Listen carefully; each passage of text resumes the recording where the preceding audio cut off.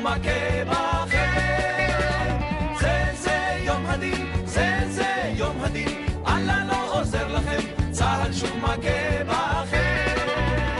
יום אחד קיבלתם פור, באתם בהמוניכם, נא הביטו לאחור, אללה לא עוזר לכם. זה יום הדין, זה יום הדין, אללה לא עוזר לכם, צהל שוב מכה בכם. זה יום הדין, זה יום הדין, אללה לא עוזר לכם, צהל שוב מכה בכם. כשעסקנו בתפילה, חציתם את התעלה, כשעליתם שוב בהר, לא חשבתם על מחר. זה יום הדין, זה יום הדין, אללה לא עוזר לכם, צהל שוב מכה בכם. זה יום הדין, זה יום הדין, אללה לא עוזר לכם, צהל שוב מכה בכם.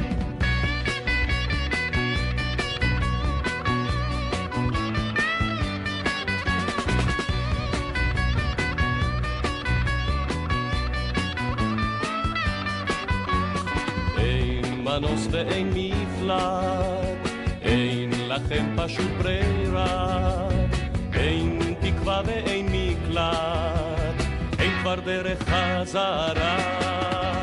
זה יום הדין, זה יום הדין, אללה לא עוזר לכם, צהל שוב מכה בכם.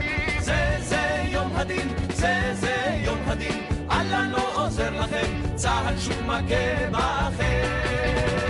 ברמה ובמדבר, באמצע יום הכיפורים, באתם בתרועת שופר, אך יצאתם בשברים.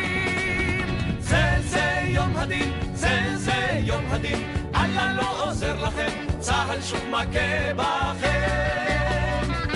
זה יום הדין, זה יום הדין, אללה לא עוזר לכם, צהל שוב מכה בכם.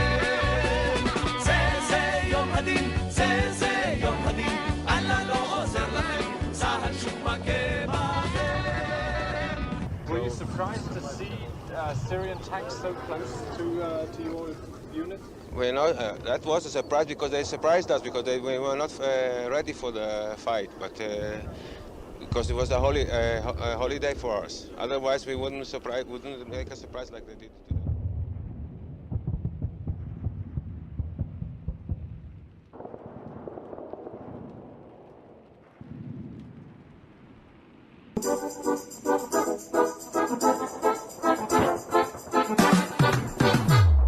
Прийшли окупанти до нас в Україну, форма новенька, воєнні машини та трохи поплавився їх інвентар.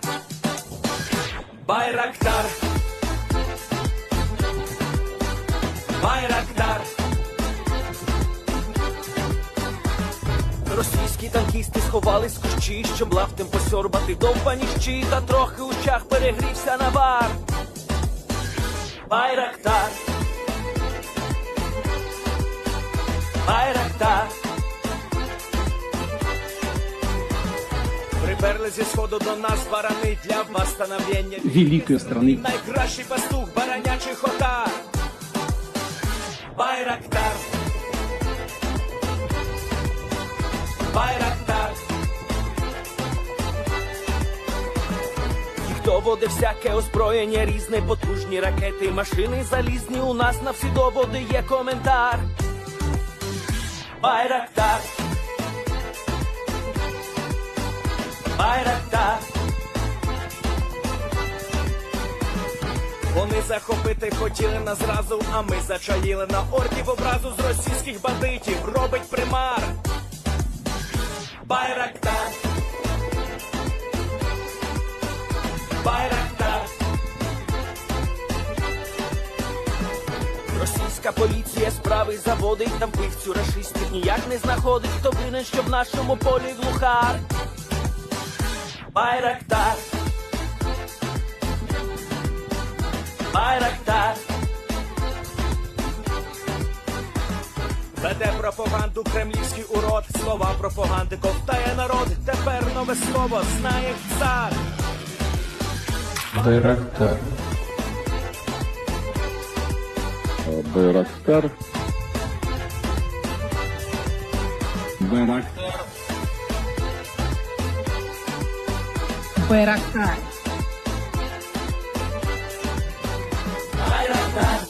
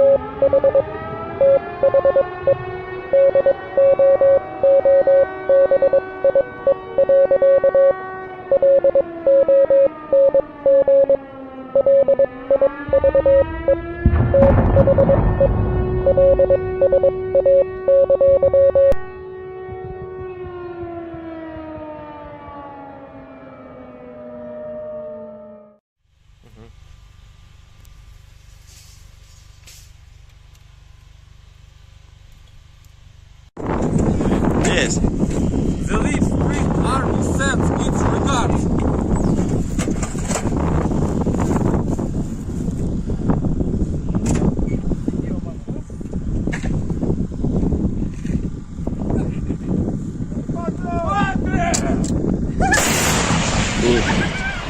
Русский военный корабль. Предлагаю сложить оружие и сдаться.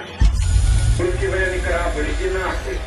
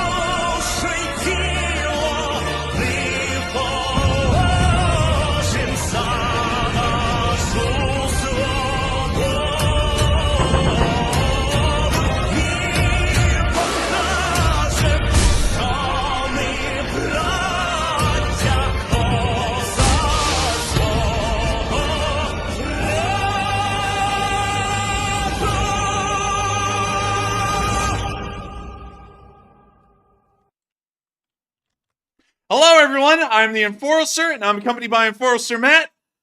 And good evening, folks. It's Enforcer Matt, and welcome back to day 634 of the news. And it's good to see you all once again on another Sunday fundraiser night.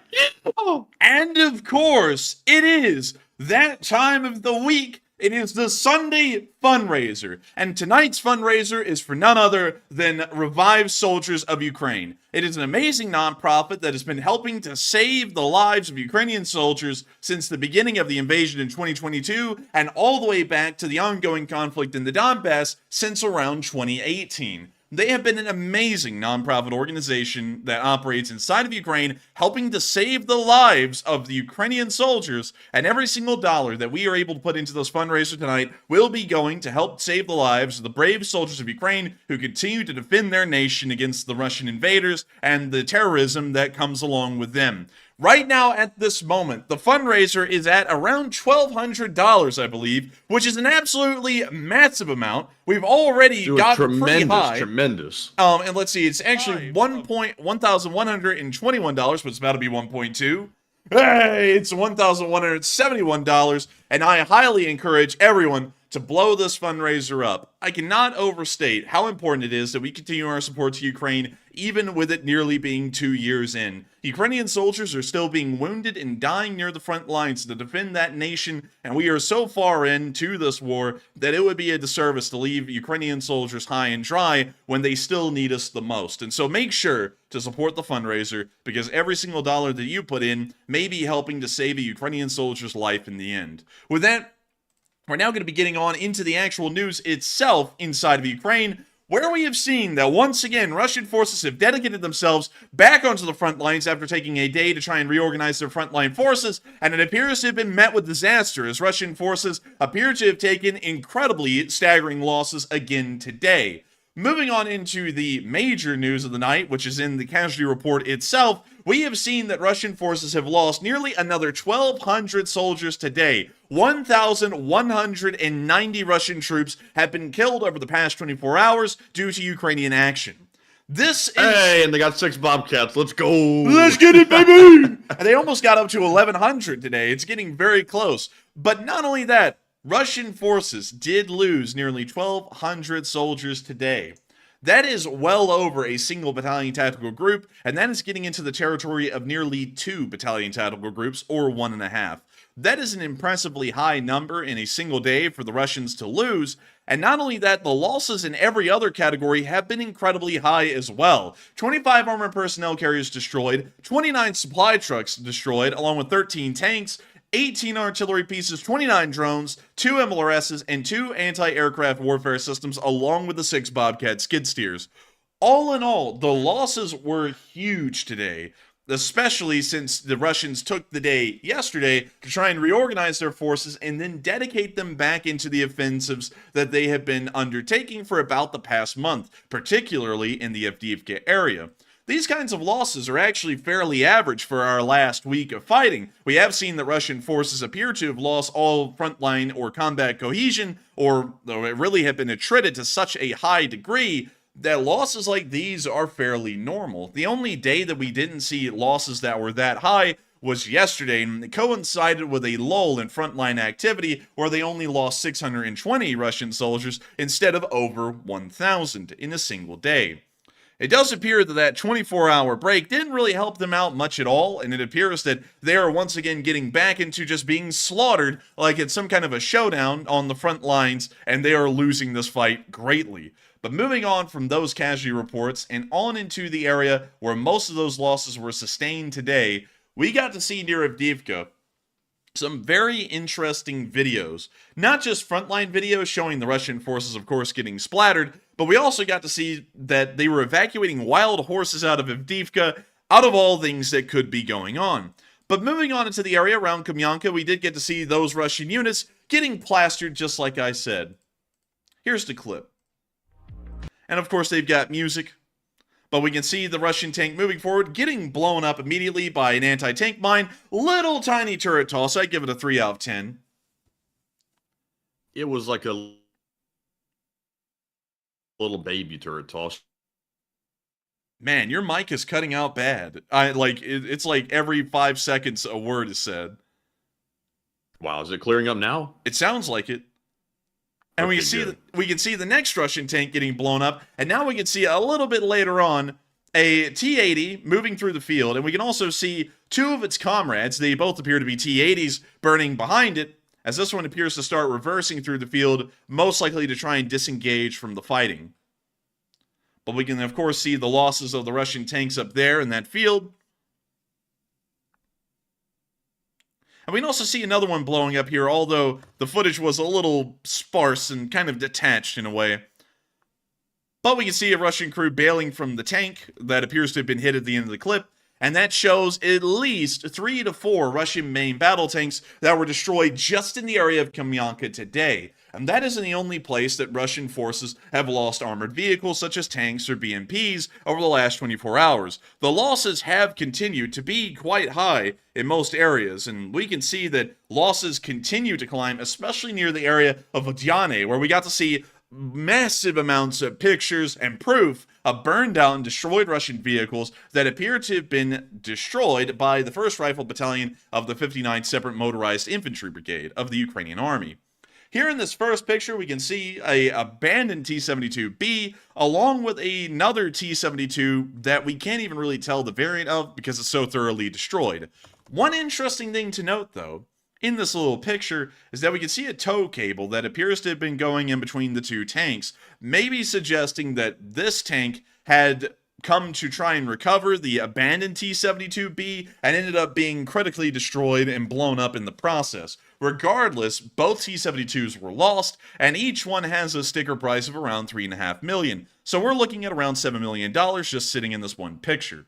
Moving on from that, we can also see a BMP-2 and a BMP-1 both destroyed near this incredibly muddy road, once again showing that the Rasputitsa is in full strength, while DCC Prime is in full strength and throws down a $300 donation, getting the fundraiser up to $1,776 raised in total. Hey, that's a good year. A very good year, a great year, because American equipment is most likely destroying these Russian BMPs. Maybe. It's a little bit of a possibility. And what better year than 1776, the year that America would gain its independence. But moving on from that and into our next little picture, we also got to see an MTLB. It took me a moment because I was like, my spatial recognition is not working on this one, but we did get to see an MTLB right here get completely destroyed, and it appears that some kind of an ammo fire has most likely started.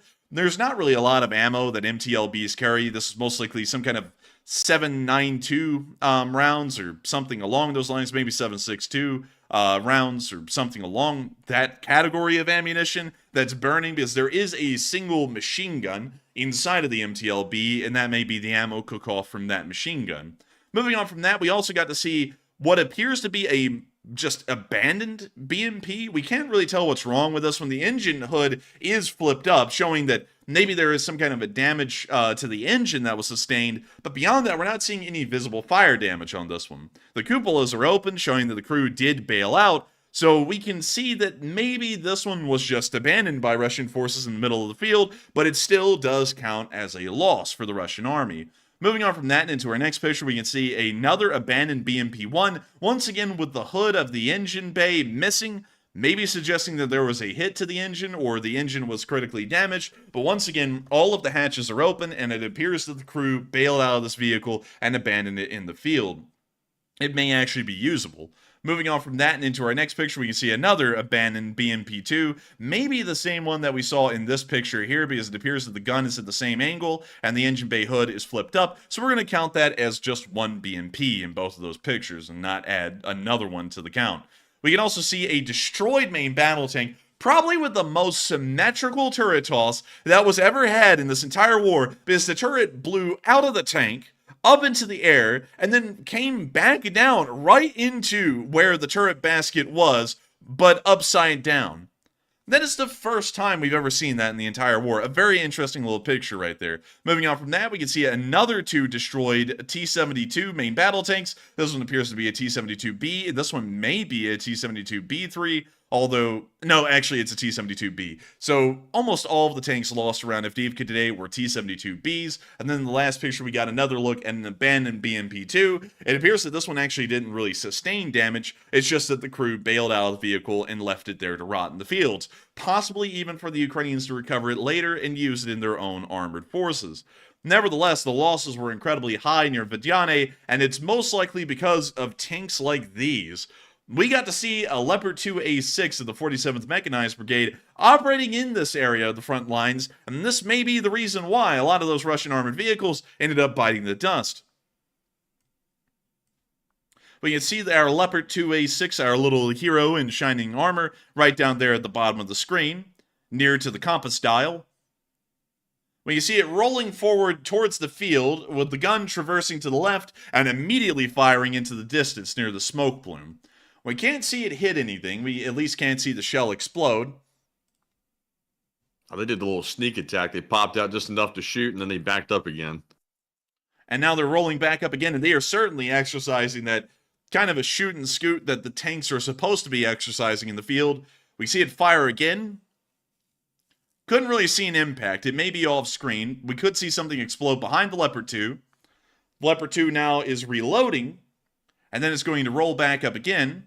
Actually, we can see it deploy its smoke screen right here, and then begin to reverse out of the field, disengaging from the Russian forces.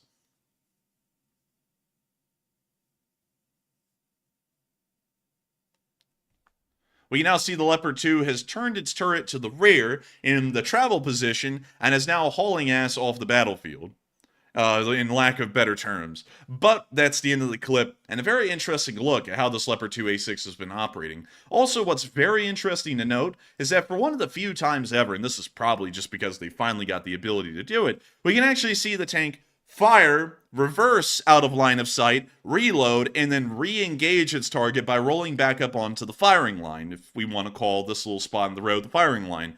This is something that is very interesting. We rarely ever get to see any of this kind of tank action, either by the Russians or the Ukrainians, in this entire war.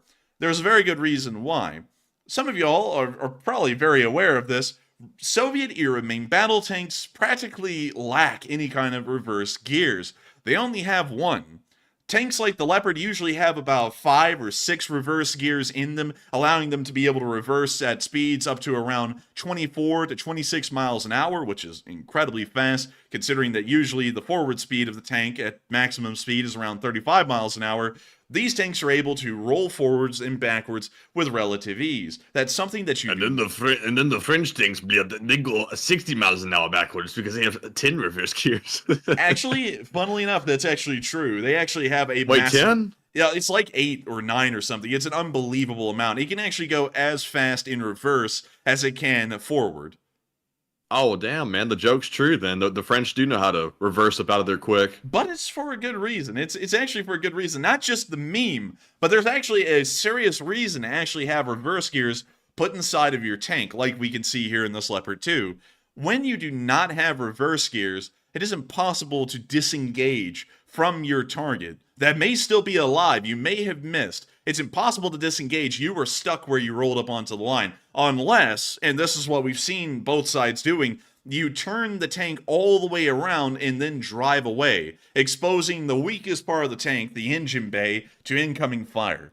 And that's something that is you generally want to avoid. That's the best way I can explain it.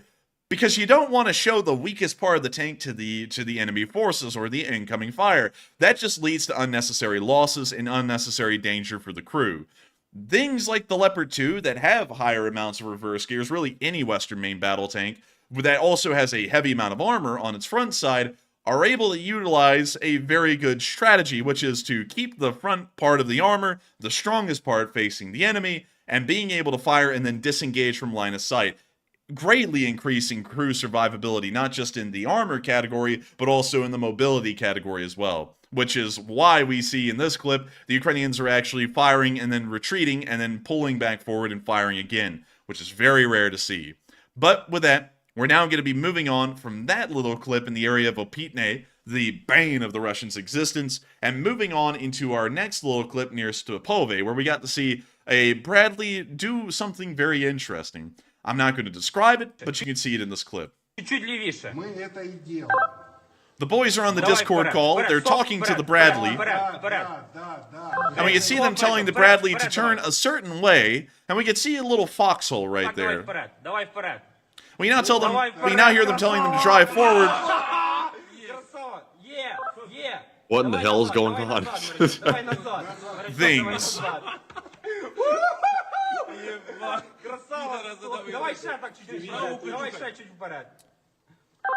They have the Russian pig snout emoji up there at the top with an arrow pointing down. Man, if only you saw what happened. It was a little wild, but we're going to be moving on from that clip. There's not really a lot I can say about it, but we also saw that because of the Ukrainian defense in the area being so strong and so well planned out, at least as far as how the Ukrainians have been trying to stop the Russians from crossing the railroad berm, and really quickly to get down here into this front line area and show you all this, well, let me make sure the map is updated. Even today, 48 hours after the last time the map was updated, and let me show you all that, here was the 17th, here was the 19th. There's been no frontline movement at all. Of course, that's excusable for around the day before today, because of course Russian units had disengaged from any kind of offensive actions in hopes of allowing their units to reorganize their combat structures and hopefully their combat effectiveness moving on into today. But over these past 24 hours, Russian forces have not been able to move forward a single inch in the area of Avdiivka. Nowhere along the front lines has that been possible, even with around, over just the past 48 hours, 1,800 Russian soldiers dead to show for it. Not a single inch of ground has been gained. The Russians are getting quite desperate to try and see some kind of a frontline advance in this area, because they're taking incredibly high losses, and the window for even continuing this offensive is starting to decrease as time goes by. And this is when we see the Russians pull out something quite rare. They started to whip out 500-kilogram cluster bombs that the Air Force started to drop on Ukrainian forces in the fields in this area to try and wipe them out or soften them up, so that way Russian forces might be able to have a fighting chance to move forward across the railroad berm and start to try and move behind the Avdiivka coke plant. It has not proven to be successful. From what we understand, this was around 18 hours ago in the early morning hours, and even after this cluster bomb strike occurred, we have heard of no frontline advances by the Russians, and it appears that the Ukrainians were still able to hold the line. But here's the clip. We can see the 500-kilogram cluster bombs blanketing the area behind this tree line in that field. And we can see it again. Now, this is something that's mind-blowing, because unlike the cluster rounds that we saw the U.S. provide for 155mm artillery shells, these are 500 kilograms. That's around 750 pounds approximately of cluster bombs in each bomb. The amount of cluster bombs these cluster bombs are dropping, which just sounds like it's a stupid statement, but, you know, that's the best way I can put it out there. It's astounding. It's absolutely unbelievable. And nevertheless, somehow Ukrainian forces were able to maintain frontline positions in this area and stop a Russian push forward.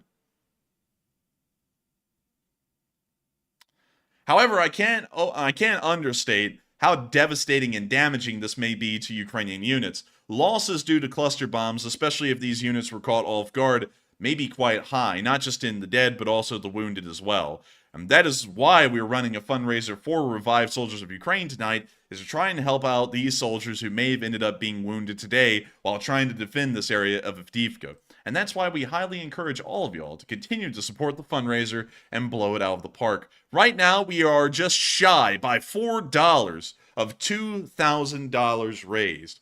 And I hope that the LSA is able to blow past the fundraiser goal tonight and do it once again. We have always noted that throughout the entirety of the world and really YouTube, support for Ukraine has been decreasing slightly as time continues to go by. But one thing I've always seen is that here in the Lee Spring Army, no matter how long the war has been going, no matter how much people are just hoping the war will be over by the next week or the next month or so, everyone has always continued to support Ukraine and support the fundraisers that are operating over there to help them out and help them win this war. And I hope that tonight we get to see that again. And so please make sure to support. Man, I'm confident we'll hit the goal. And also, by the way, what is the total amount that we're sitting around? I know we don't have the exact figure, but do we have a general gist of where the total fundraising amount is sitting? Actually, we do have an exact. Well, actually, you're talking about like the total one. Yes, the total fundraising amount. We're currently somewhere in the ballpark of 1.2 million from the last count. So we're way up there. So hopefully we can continue to even get higher on up there with this fundraiser. And once again, highly encourage everyone to support the fundraiser. And if you know anyone who may be able to support it and help out the Ukrainian soldiers through Revive Soldiers of Ukraine, let them know we're live right now and have them slamming down the biggins. Because we're already over 2,000 now. We're at $2,030, and hopefully we'll be getting even higher as the fundraiser goes on. But moving on out of the Avdiivka area and all of the... Well, actually, we have one last clip in Avdiivka before we start moving on into other parts of the front line. We did get to see that the Ukrainians spent some time today, out of everything going on, to evacuate some wild horses from the middle of Avdiivka. This is how unpopulated the city is as well, is that there's wild horses just wandering around the streets in the middle of an ongoing war. We're going to be hit us with that psychedelic music. Bling, bling. And we see the wild horses right here. And they're corralling them with a car and trying to get them out of there. It's always wild to just think that horses are still out there in the world and just wild. You know, usually, most of the time, I think that almost all horses at this point have been tamed. But we can see the Ukrainians here trying to run the horses on and get them out of danger. We can also see a It's really, tamed it's really horse. kind of apocalyptic looking, like with the somewhat clean cut looking horses just running through like a apocalyptic style town like that. Yeah, it is really weird. When you see a Ukrainian here trying to mess with the wild horses, it appears they're having none of that, though.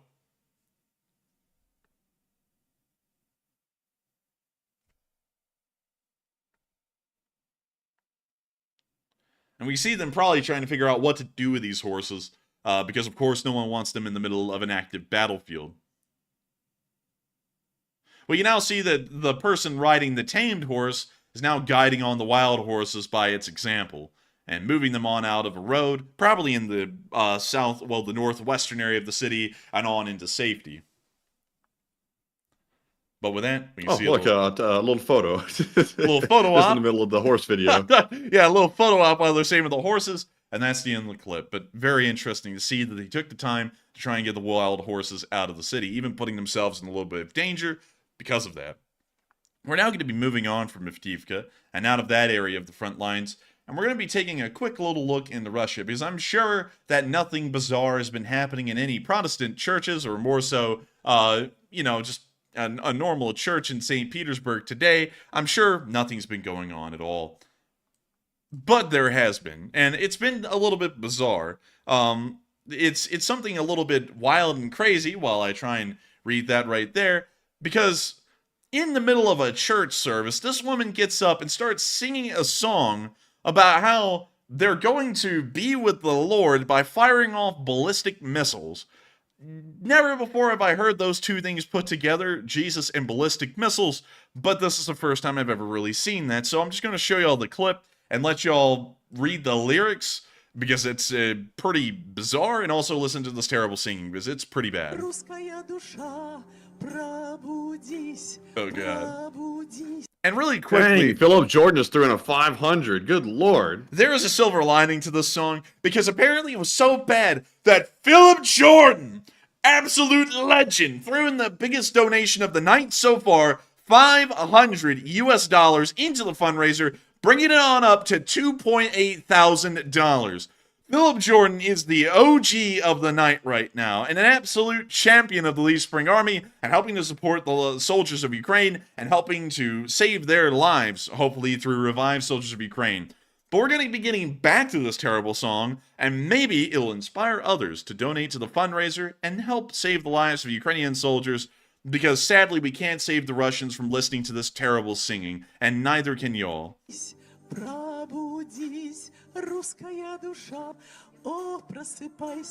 is just terrible.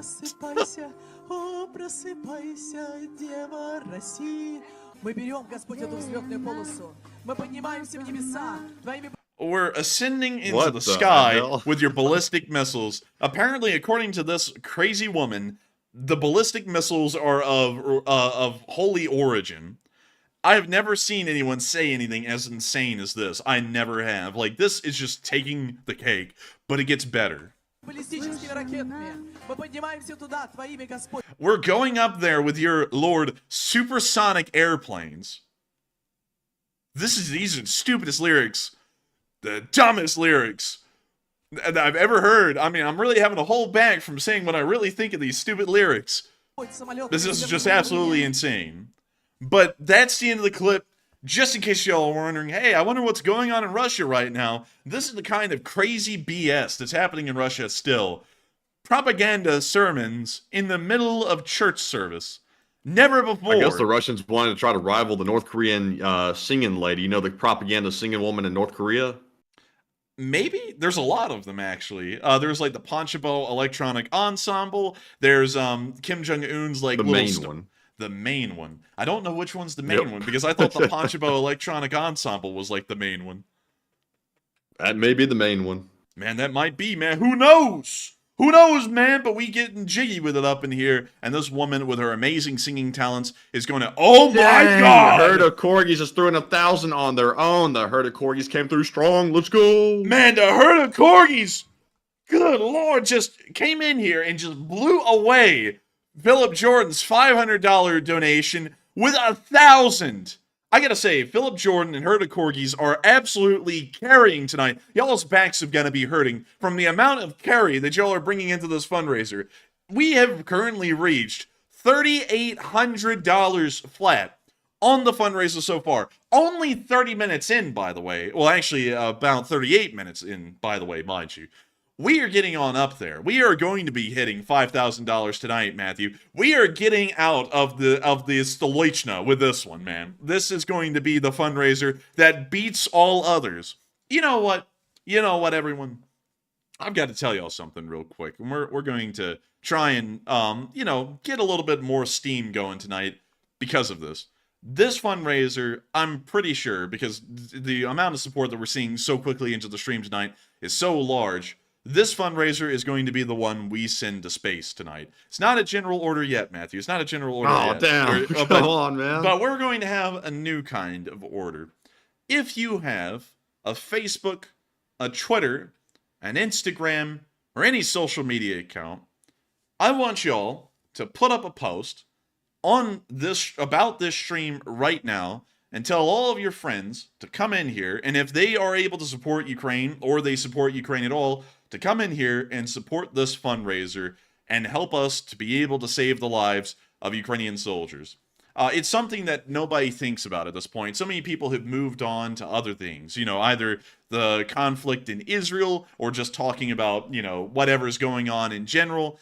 People are starting to move on to other things, and it's a complete disservice to the brave soldiers of Ukraine that are still fighting the same war today that it was 2 years ago when it was in the mainstream. I think that it would be absolutely incredible to see an entire hurrah tonight, a bravura, a charge over the top on this fundraiser to blow this thing up and send it on into space if we can.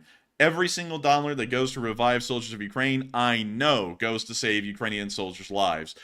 Of course, Operator Starsky was even on the stream a while ago, and even gave testament that revived soldiers of Ukraine even helped out one of his friends to survive a gunshot to the head that he sustained from Russian forces. If any fundraiser in the history of YouTube will be able to actually help save Ukrainian soldiers' lives, it is this one tonight. And so while we're not calling a general order yet, we will be a little bit later on. I highly encourage y'all to follow this special order number 1, to get this fundraiser on up there and into space. And so with that, we're now going to be moving on from that little announcement and on into our location unknowns really quickly, because we have one clip, and it's of a Russian outpost being destroyed.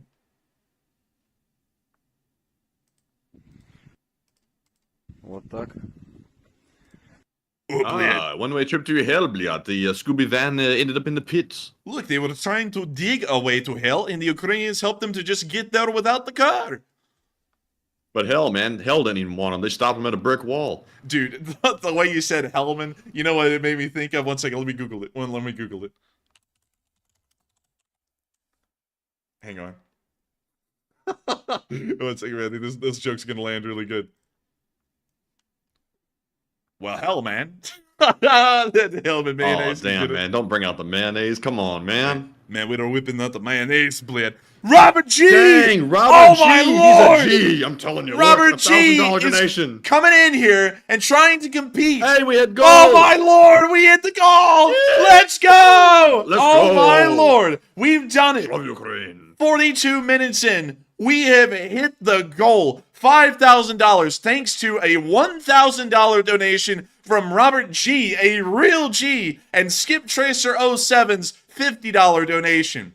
Absolutely amazing. And an anonymous just threw in 100. We have gotten up there tonight. We have passed the goal.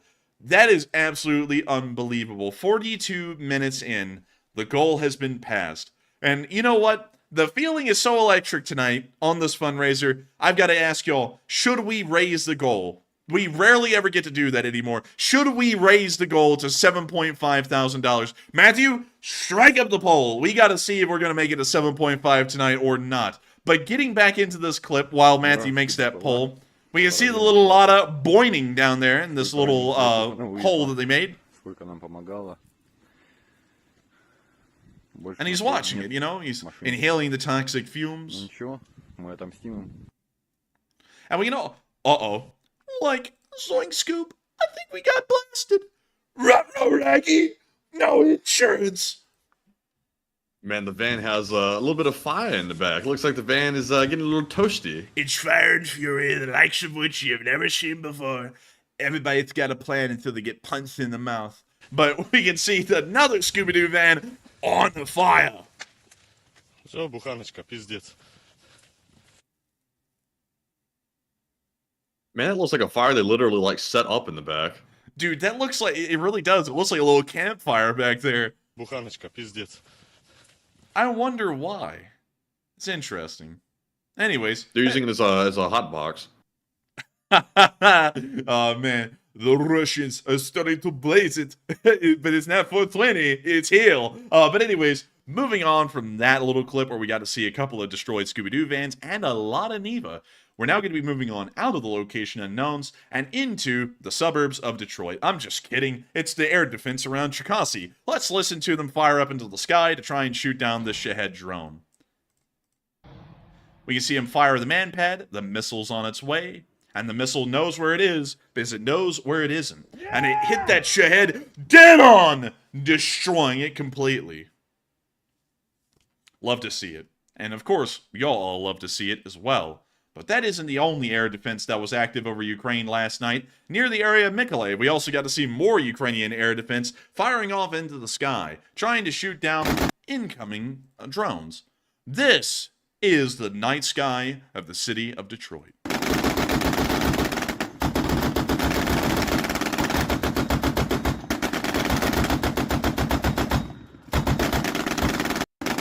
You know something? I just realized what this is. In the darkness of the night, they were firing off an absolute legend. This is something that's ancient, by the way, but I'm going to show it to all of y'all. Let me go type it in. Oh, yeah. Oh, I love these things. Let me get this up here for all y'all. Let's see. Let me get a higher quality picture of one of these things because it's got to be done justice. The Quad Maxim. Oh. Because listen to it. You can hear all of the little machine guns firing off separately. Oh, man, that is so cool. We rarely ever last 30 years, and they've whipped out a lot of them, and starting to put a lot of them into the air defense role. And rarely ever did we ever get any... Oh, wait a minute, our stream just flatlined? What? Yeah, no. We lagged there for just a split second. Oh, we lagging. Let's see if we get through I think we're back and good, though. I think we are. I think we're getting back. And we are. But rarely ever do we get to see clips of Maxims in action in this war. But we get to see one right here, baby. Boom, chugga, chugga, boom, chugga, chugga. And let's just listen to that because I love the sound of this thing. Just sounds like a little sounds like a zip tie nearly, like closing in. Oh.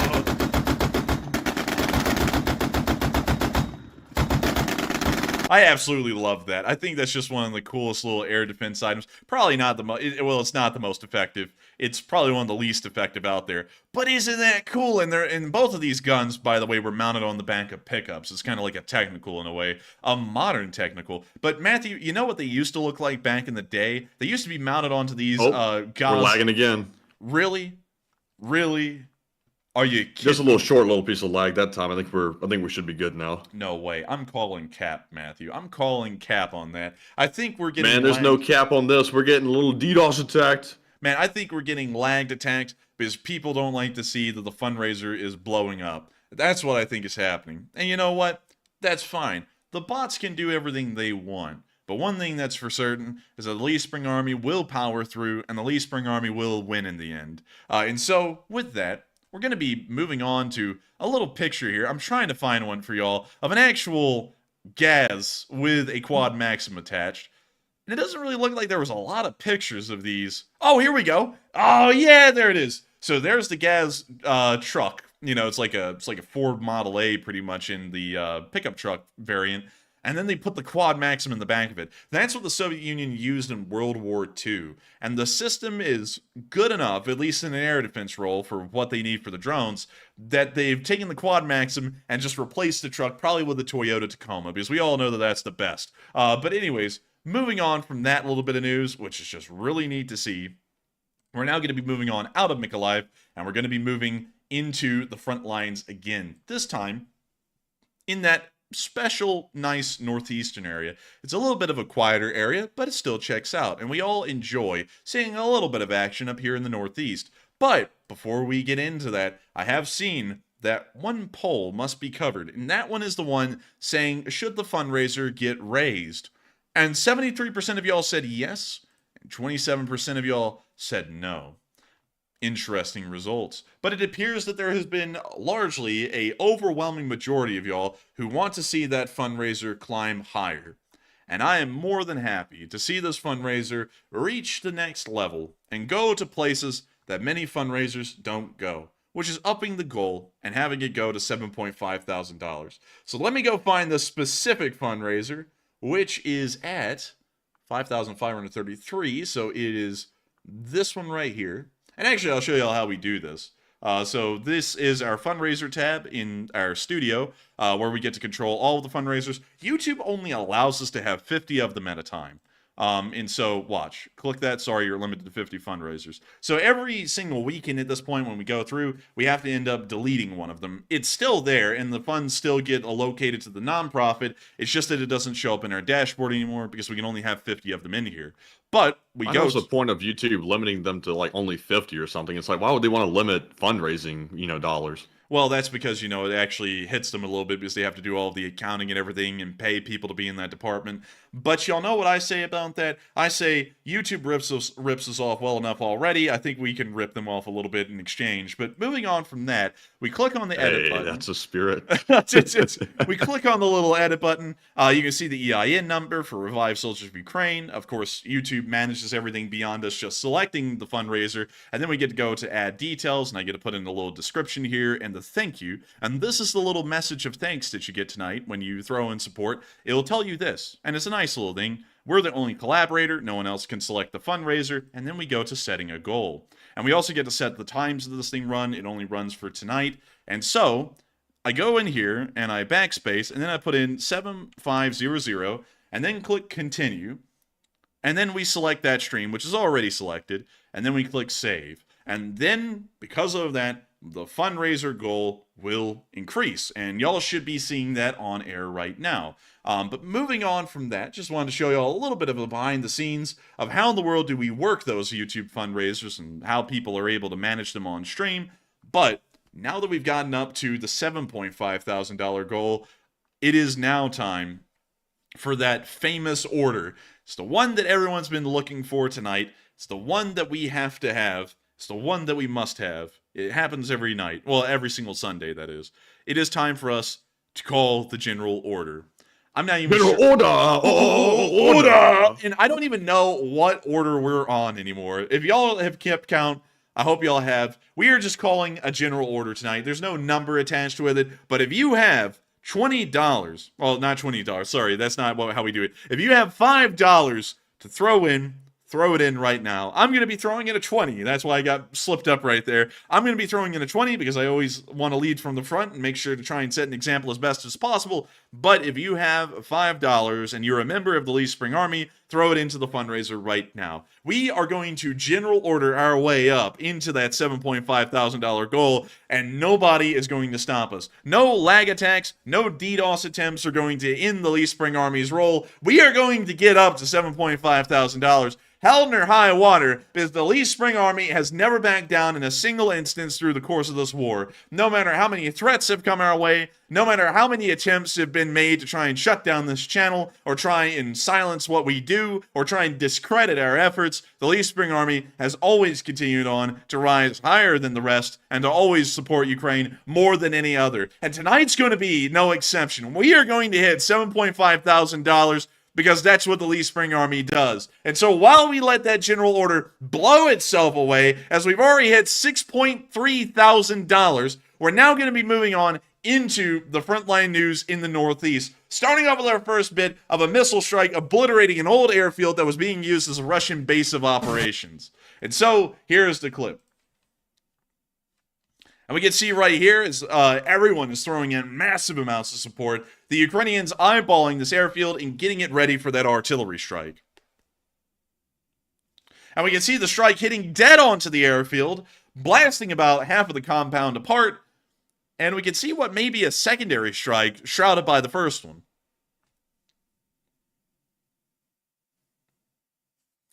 The footage is a slideshow at this point.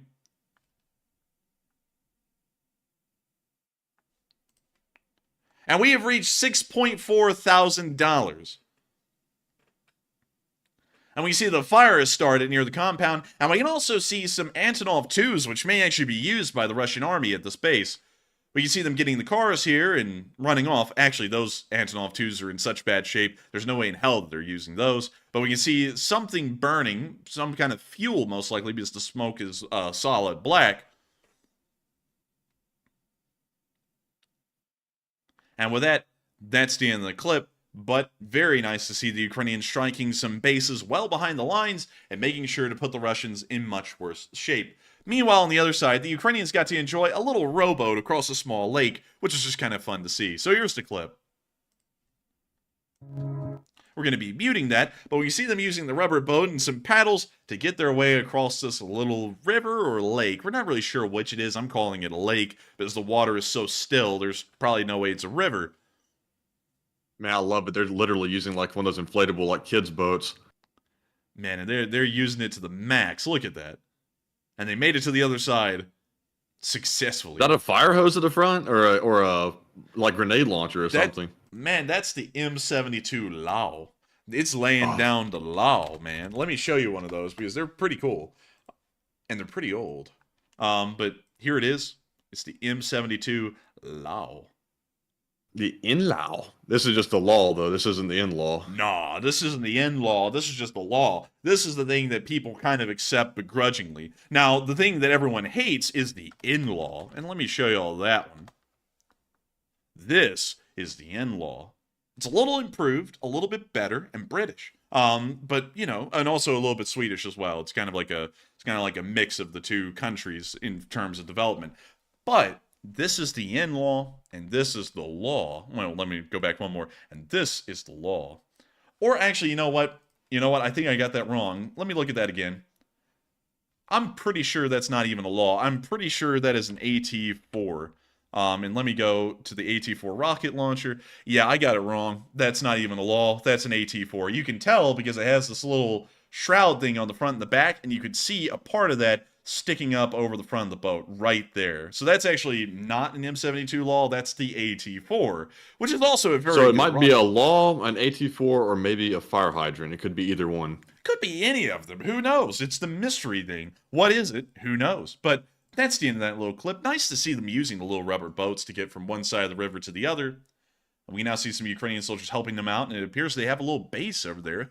Pretty cool. But moving on from that and into the areas outside of the Northeastern area, we also got to see some action being taken by the 12th Azov Special Forces Brigade inside of the Kreminna forest.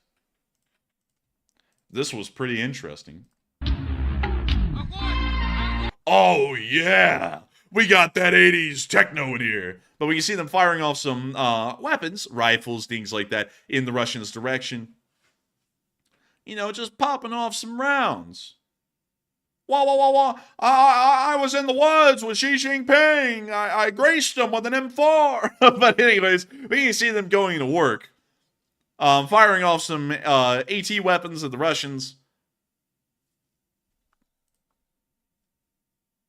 And we Go get them, Jack. Whoa, whoa, whoa, beat their ass! But we can see them firing more AT-4s, maybe, at the Russians. Firing off some AKs.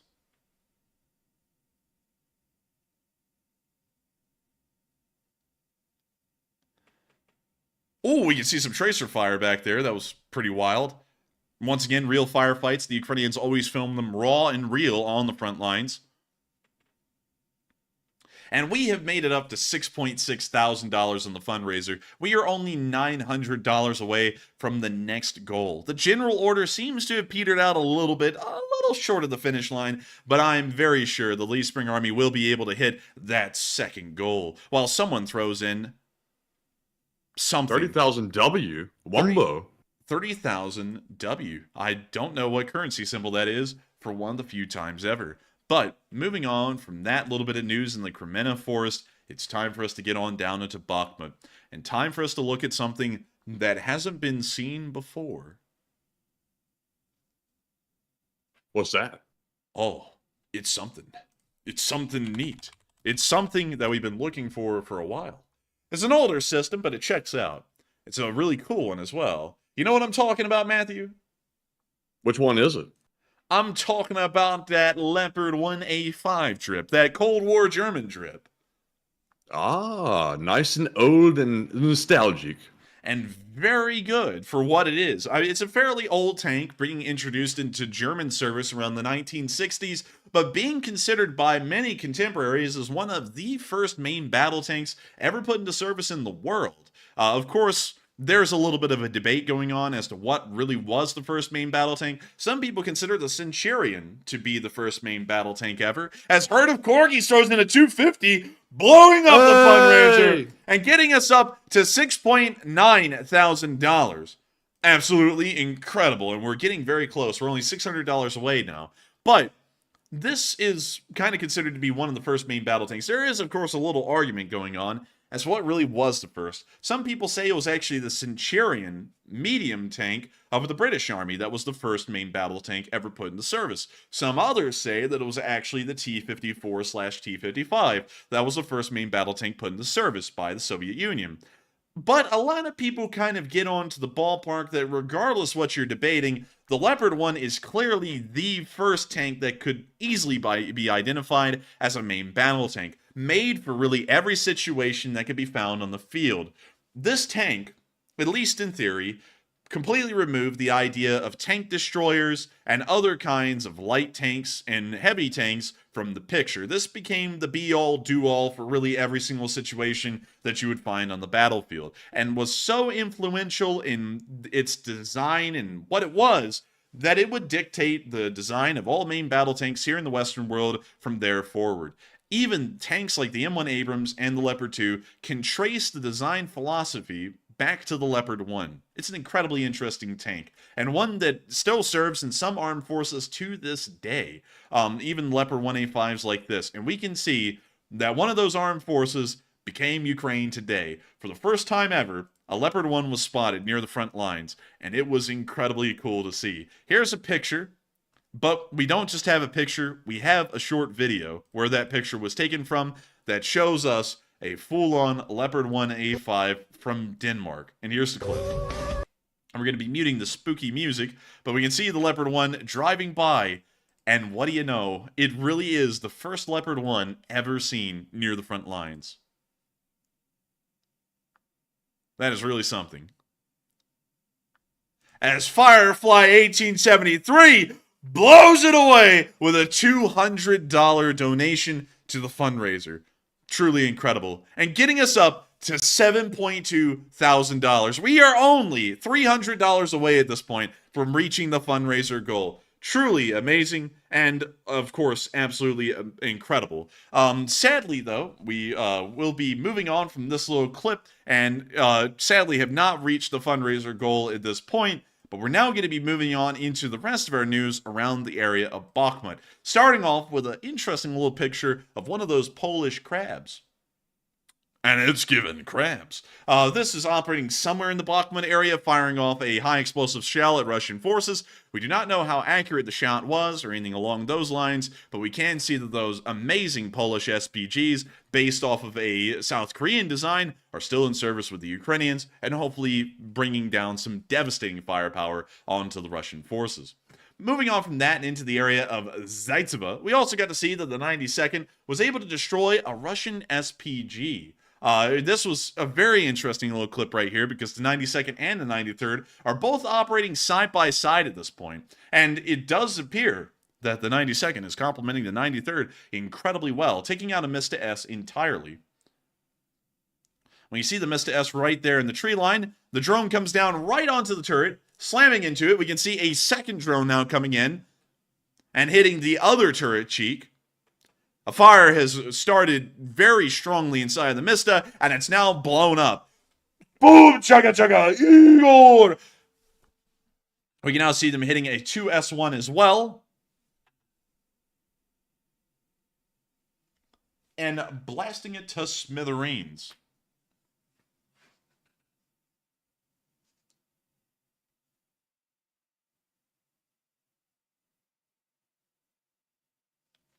And we can see a Nona S right here, flying on in and hitting dead on, taking out the Nona. 120 millimeter. Oh my lord! We had a turret toss. Rate it in the chat. How good was the turret toss? I'd give it about an 8. But we can see all of these vehicles knocked out. 2 Nona S's, 1 2S1, and also 1 Mista S.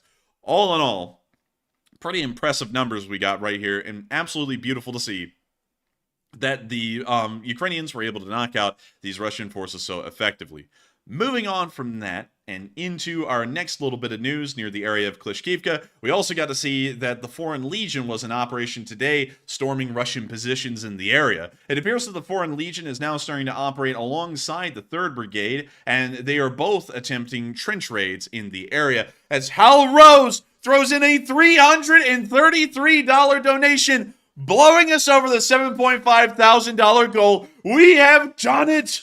We've blown it away! Let's go! Jugga Jugga Igor! And absolutely beautiful to see. We have hit the 2nd goal of the night and hit $7.5 thousand raised. I gotta say that this is absolutely incredible and beautiful to see that the Russians were able to once again seethe and cope due to the Lee Spring Army again tonight.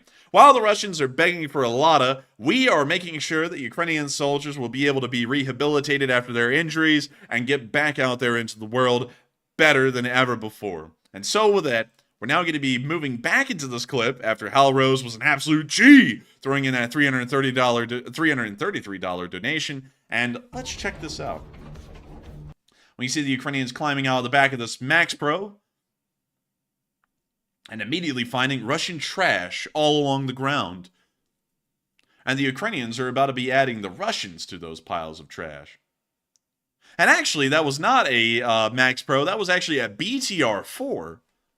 Very rare to see it being used in the armored personnel carrier role. Usually it's being used as a light vehicle, kind of a scout or a recon vehicle. We see the Ukrainian forces moving forward and getting situated into the tree line.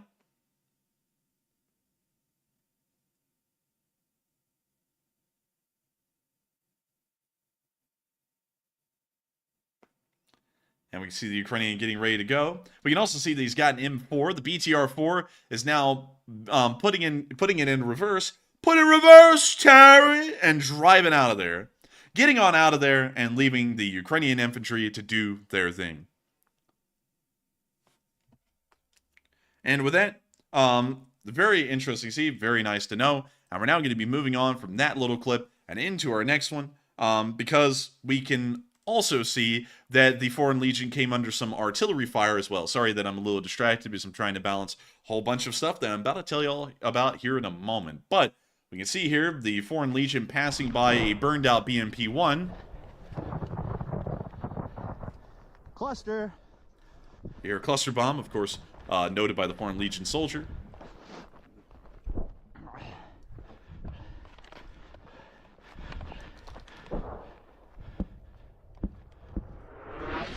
We hear an artillery round come in. The soldiers immediately notice this and start going towards cover, asking if everyone's okay. It appears that everyone in the squad is okay.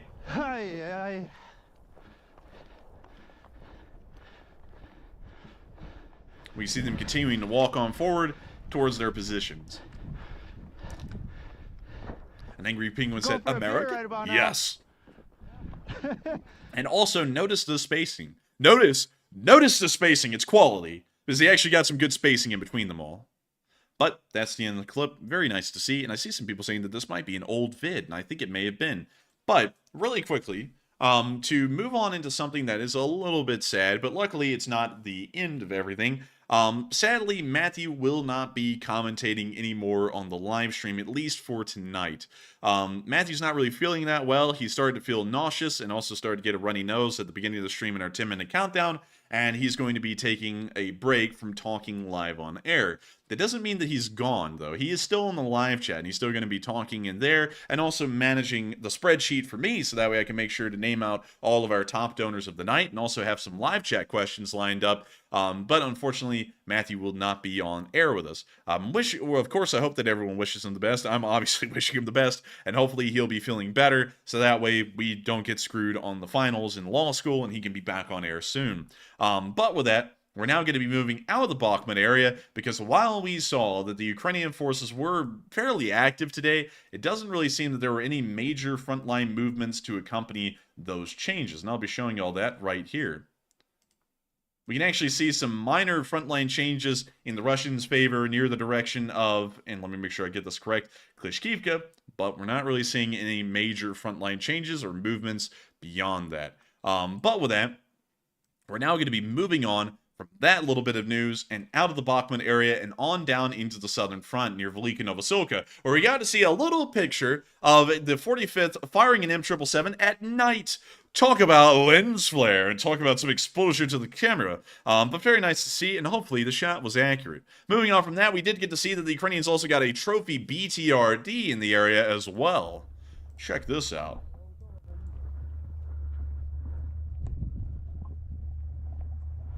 And we see them walking up to the BTRD right here. BTRDs are a command version of the usual BTR APCs used by VDV forces. We can see this one here is, of course, devoid of a turret, indicating that it is a BTRD.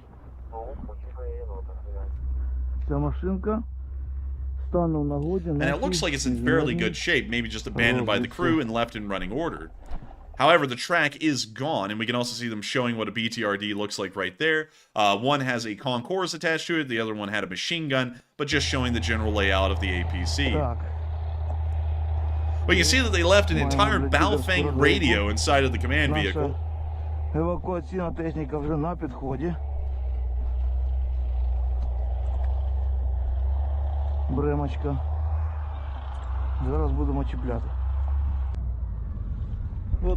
We now see them moving on along. And would you look at that? They got the freaking BTRD running, and they're going to get it off the field. Закинь мені в рюкзак. Так, відбувається процес. Actually, correction, that was the recovery vehicle that we saw pulling in.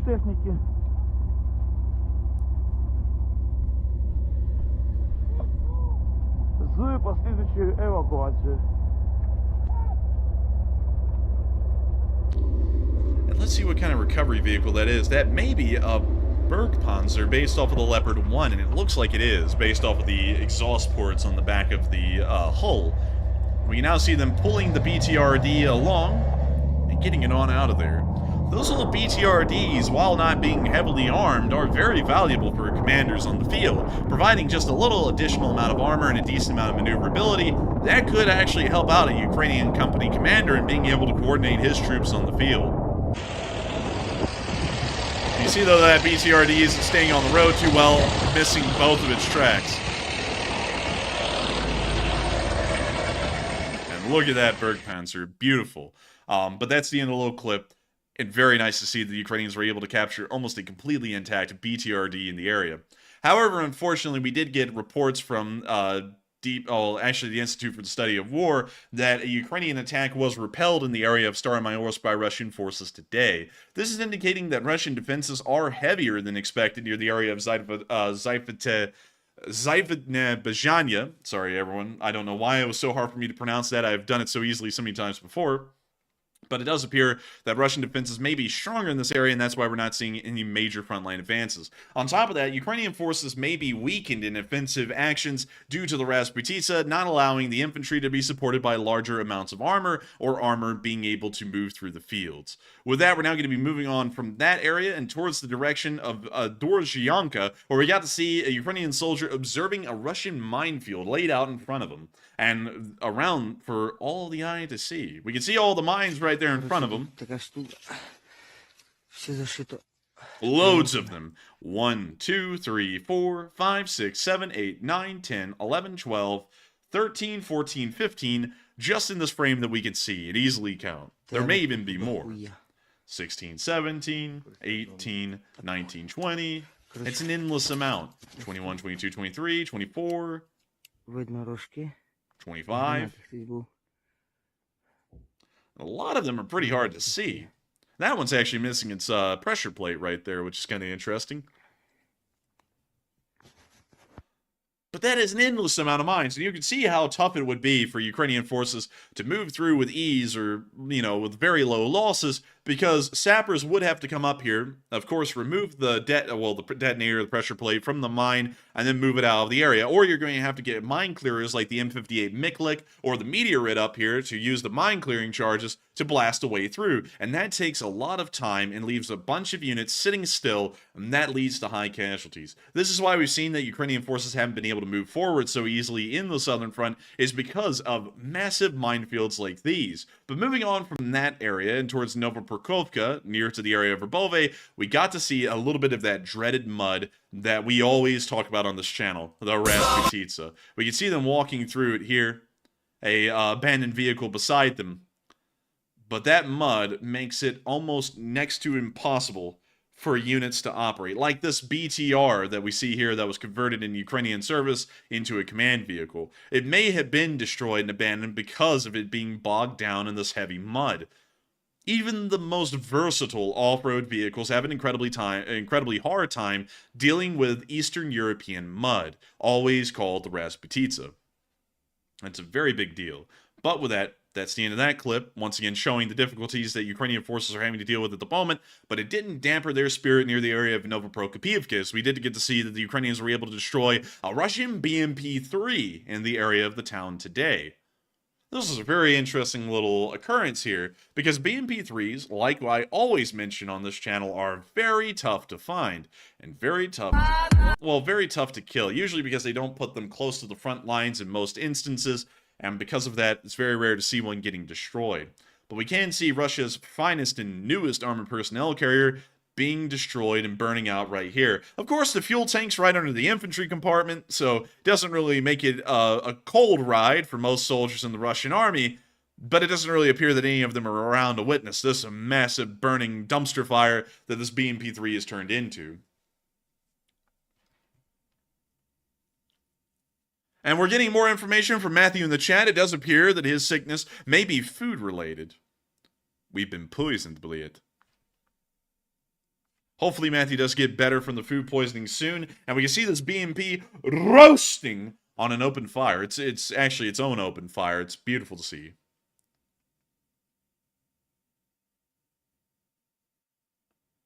Man, the fire is getting more intense, and the smoke's starting to burn a more white color, showing that, well, we don't really have to observe the color of the smoke anymore. It appears that all the ammunition just blew up inside of the vehicle, and it's now just pieces. We can see the turret over there, one part of the turret in the field, and we can see the remains of the hull scattered about around the area.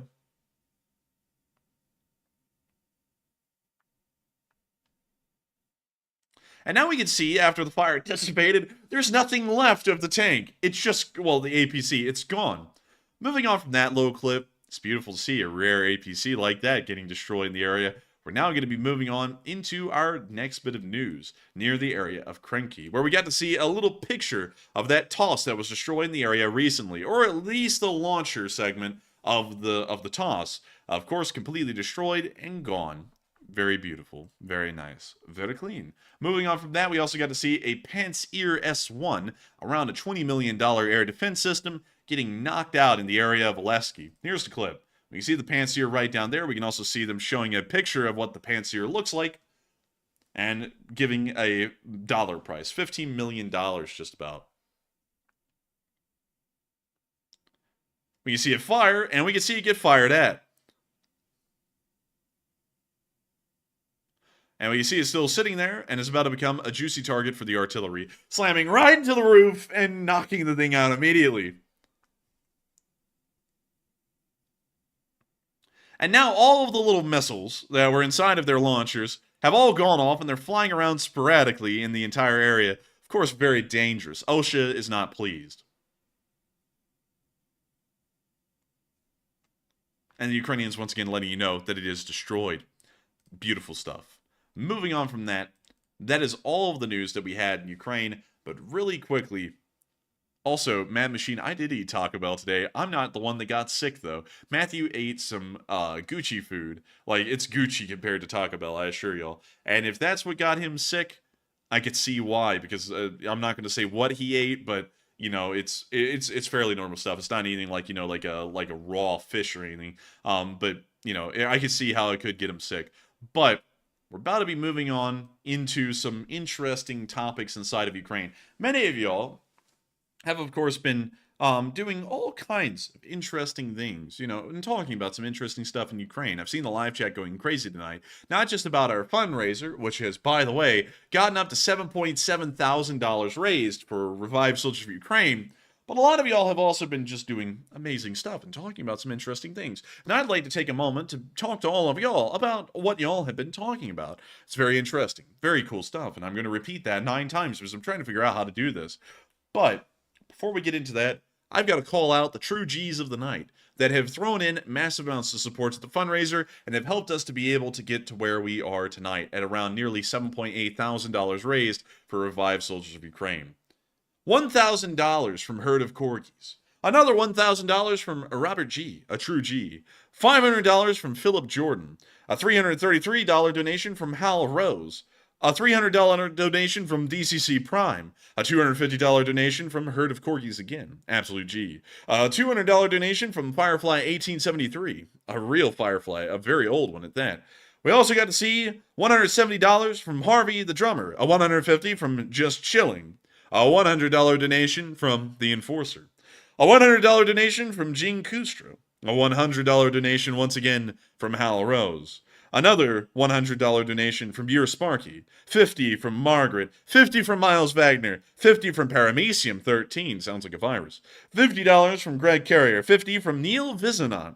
A 50 from Enforcer for President. A 50 from Snow White. A 50 from Dad Good. A 50 from Renee Love. A 50 from Maximo Grulon, a 50 from John DeMarin, a 50 from Danny3648, absolutely bringing in the maths, which I'm terrible at, a 50 from Lou Habush, a 50 from Jeanette Noswitz, hopefully I'm saying that correctly, I'm sorry if I'm not, a 50 from Fred Von Hess, a 50 from Skip Tracer 007, a 50 from Old Warrior, a 50 from Malachite, a 50 from Mike in Florida, a 50 from Gerald Mansfield, and a 50 from DB. And according to the spreadsheet, that's all of the major donors of the night so far.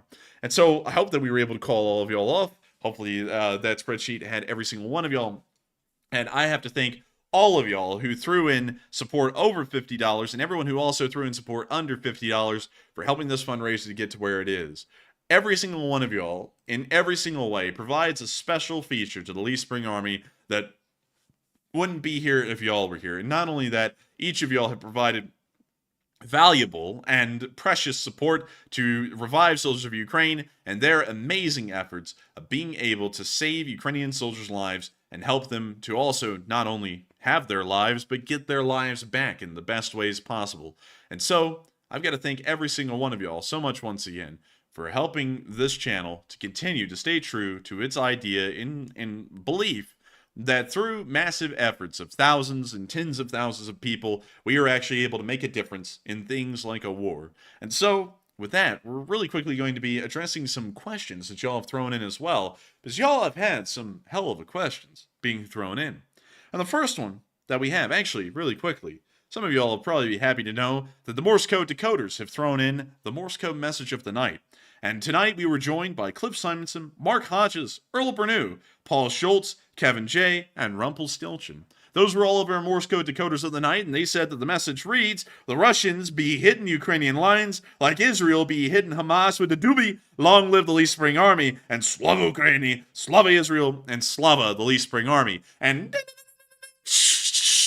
that was the correct Morse code message of the night. They hit it dead on the nail. And absolutely amazing to see that they were able to get the Morse code message correct on the 634th day of the war. An incredibly long ways into the war, and still getting Morse code messages dead on.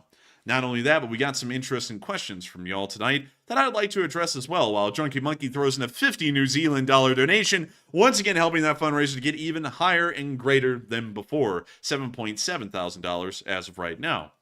But moving on to our first question, we got to see that 357 Maxim threw in a no donation, threw in a live chat. I'm sorry, this is the first time I'm actually having to read the spreadsheet, but he said, Enforcer, what option would you run for Ukraine and Gaza? And the context that he asked that in as what kind of scope would I use? And to answer that question, it would be the ACOG with a 4 times magnification every single day of the week. The ACOG is one of the best scopes out there, and I think that it is truly unparalleled in its, in at least its quality, in my opinion.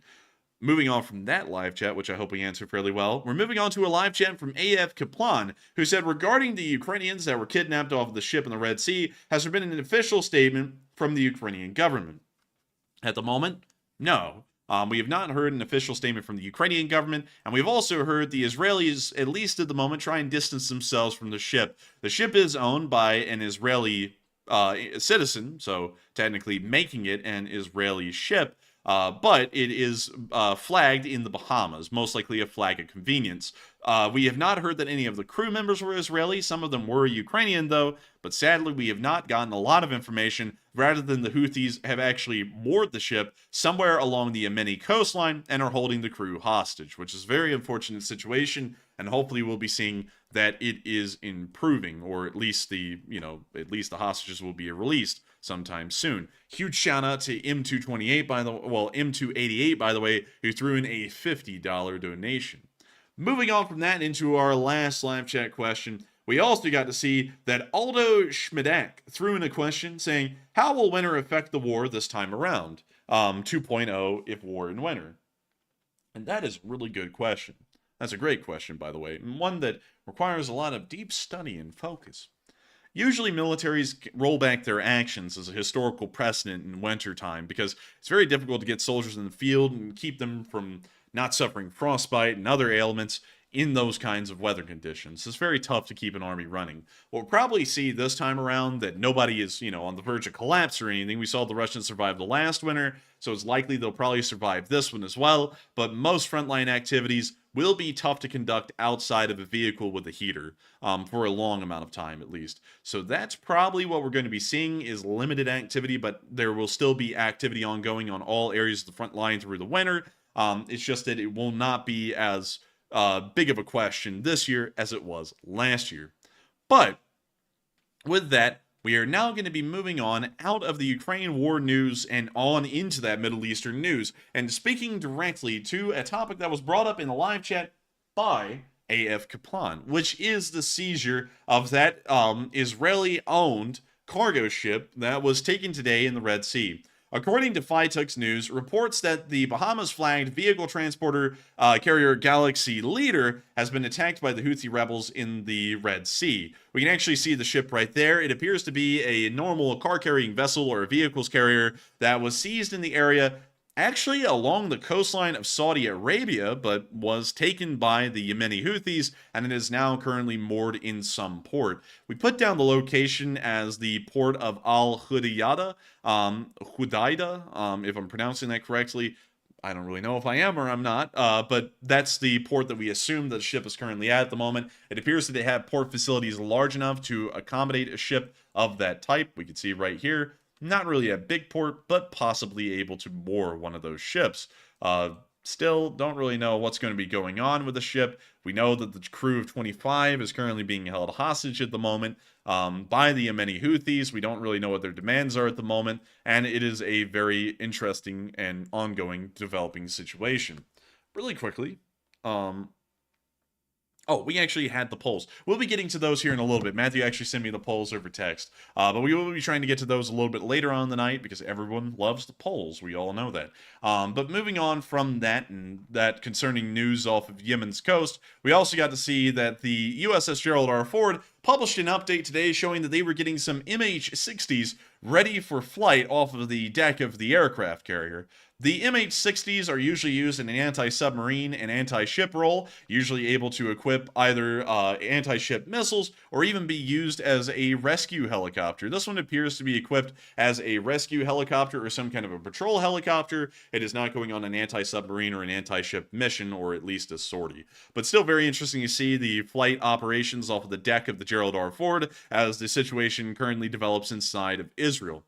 Meanwhile, in the area of the northern Israeli border, we did see that Hezbollah continued to engage and fight against Israeli forces in the area. Sounds of firefights were coming from locations around the forward operating bases of Israeli forces in the area. The video right here lets us hear one of those firefights.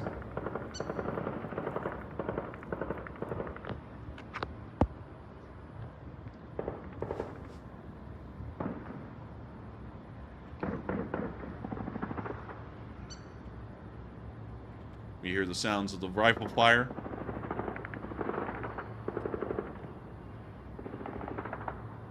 And the sounds to be a moderate firefight in between IDF forces and Hezbollah fighters that have crossed the border into northern Israel.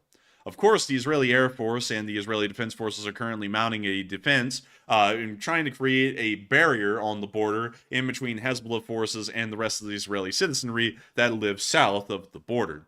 Moving on from that, we did also get to see an F-16 of the Israeli Air Force operating over the skies at Jenin in the northern part of the Western Bank today. See it right there. At an incredibly low altitude for most Israeli air operations that we've seen in the war so far, but we didn't really get a lot of information about what this F-16's actual mission was in the area and what it may have been up to. But we did get to see it nevertheless. Moving on from that, we also heard today that there has been no deal reached for the hostages. There have been reports on mainstream news networks, which, you know, is very trustworthy, that there had been an agreement made by Israeli Defense Forces and Hamas that there was going to be a 5-day ceasefire starting a few hours ago for the release of 50 hostages. According to the official Hamas movement, there is no truth to what some media outlets reported, attributed to sources in Hamas, about reaching an exchange deal starting from today. At the moment, there's currently no deals whatsoever for the release of hostages or any kind of agreed ceasefire, and so combat actions within the area of the Gaza Strip are still continuing by both the Israeli Defense Forces and Hamas terrorists that are still within the area of the Gaza City. Moving on from that and into the actual combat and activities happening within the Gaza Strip, we did get to see today that the IDF was able to find and destroy tunnels within the area of Beit Hanun. We can see the heavily damaged city of Beit Hanun and Israeli detonations blowing up the tunnels that Hamas has been using to ferry forces and equipment into the area.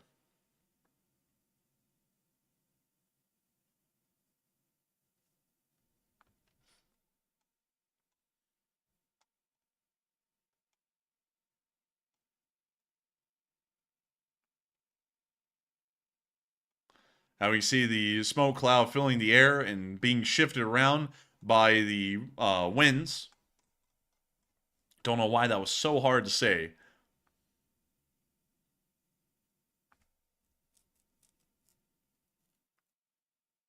And with that, that's the end of that clip right there. But very interesting to see the IDF being able to find some of the tunnels and destroy them with explosives. Moving on from that into the area of Ramal, we have heard today that Israeli forces are beginning to move deeper into the city from the direction of Ramal. This appears to be a part of the major advance that the Israeli forces are planning to make into the area of Jabalia, and it does appear that this is beginning from the direction of Al-Shati camp and then moving in a south and easterly direction towards the town of Jabalia.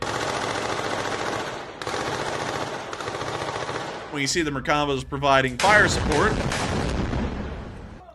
in mass, pretty much volley firing down the streets, with Israeli infantry moving forward and clearing the buildings.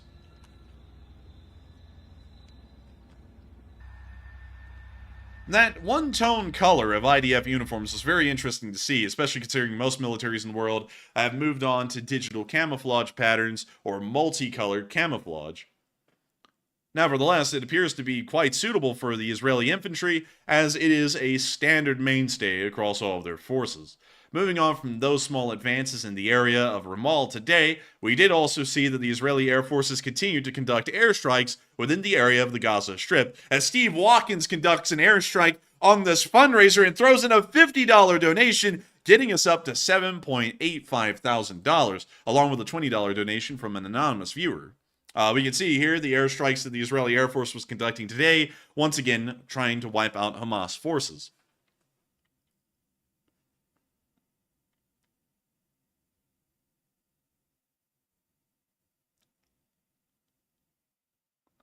We can see the airstrikes, of course, hitting multiple buildings. The Israelis love JDAMs. We all know that. It's a fact. It's a proven fact. Don't even question it. It's a fact.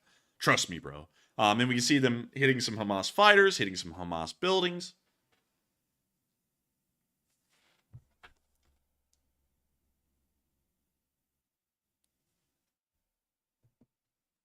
And with that, that's the end of the clips, but very successful Israeli strikes, and hopefully knocking out more Hamas forces and softening up for the Israeli advance. Moving on from the actual fighting news and information around the Gaza Strip, are now going to be moving into the area of the Al-Shifa hospital, as it's come under control by Israeli forces nearly 2 days ago, and the Israelis are starting to use the time to gather up vital and very important information out of the hospital to get an idea of what the story has been in the area over the past few weeks, really over the past month and a half.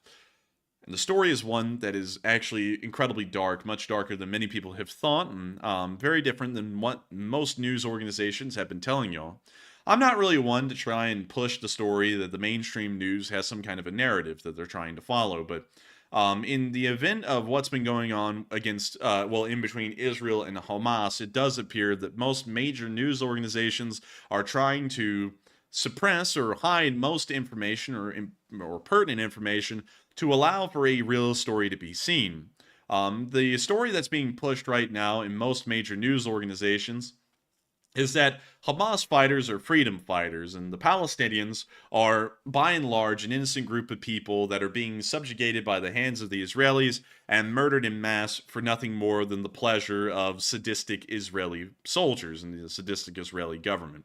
That seems to more so be the narrative that's being pushed out, and also a narrative that the Israelis don't care at all about Palestinian lives, or for that matter, any lives, even their own. This is something that I have to say is blatantly false, and a lot of the information that we've been getting from the Al-Shifa hospital today has been incredibly sickening, even to me, and having seen a lot of what's been going on inside of Ukraine, which is a very tough war to watch, especially with all the things I see off-screen that we do not show on air. This is something that was quite shocking to me. And moving into our first clip, we got to see that Hamas had actually been using the Al-Shifa hospital as a military base and headquarters since the very start of the war. This next picture here actually shows an Israeli Humvee that was captured by Hamas fighters on October 7th, and this security camera is actually looking towards the gate that leads into the Al-Shifa hospital complex. This Humvee is not driving out of the hospital, it's driving into the hospital here in this footage. We can also see up here that they highlighted and focused that the date that this security camera footage came from was the 7th of October 2023, the very beginning of hostilities in between the Hamas terrorists and the Israeli Defense Forces. This shows that Hamas was using the hospital as a military base well before the actual hostilities began and all the way on to the very day that hostilities started. The fact that this Humvee was being brought into the hospital area shows that there was a well-founded base within the basement of the hospital that Hamas was using. This was something that many mainstream organizations tried to deny when painting the story, as Israeli forces immediately began to claim, once hostilities began, that Hamas terrorists were using the hospitals within the Gaza Strip as bases for military operations. The mainstream organizations, almost all of them, immediately denied those claims and began to blast the Israelis as wanting to use that as an excuse to bomb hospitals and kill innocent people off of baseless claims that had absolutely no proof or no validation behind them. And now that the Israelis are starting to control some of these hospitals and are able to gather information and evidence, we are clearly seeing that those statements by the Israeli Defense Forces, as dark as they were true. These hospitals had been used as military bases ever since the first day of the war, in violation of the Geneva Convention, in violation of all rules of war. This is a heinous crime, and this is something that starts to blur the lines in between innocent civilians and the Hamas terrorists, and starts to make it incredibly difficult for those civilians to remain safe. But with that, we're going to be moving on from that little bit of news and into our next bit, where we also saw, and let me move on to this one, some security camera footage that was now released to the public from inside of the Al-Shifa hospital. This is the lobby of the Al-Shifa hospital as filmed on the 7th of October 2023. Once again, the very first day of hostilities. This is something that was very concerning to see, as many of y'all will notice that this is a little concerning. I can't even really put this into words. What you're about to see is Hamas terrorists bringing in the hostages into the hospital. Medical staff then assist them in moving the hostages to the basement as quickly as possible, where some of them were later executed, as the body of Corporal Noah, which many of y'all heard a while ago, was found in the vicinity of the Al-Shifa hospital. The story was now elaborated on by the Israeli Defense Forces today. She wasn't found near the Al-Shifa hospital. She was found dead in the basement of Al-Shifa hospital, having sustained bullet wounds that were inflicted by Hamas terrorists. When you see the security footage here as Hamas fighters armed with rifles bring the hostages into the building very violently, and we can see medical staff then assisting them to getting into the basement. We can see more footage here from another hallway as a nurse inside the hospital opens up the door for the terrorists as they now bring in a wounded hostage to bring them deeper into the building. We can see a Hamas fighter right here armed with an AK.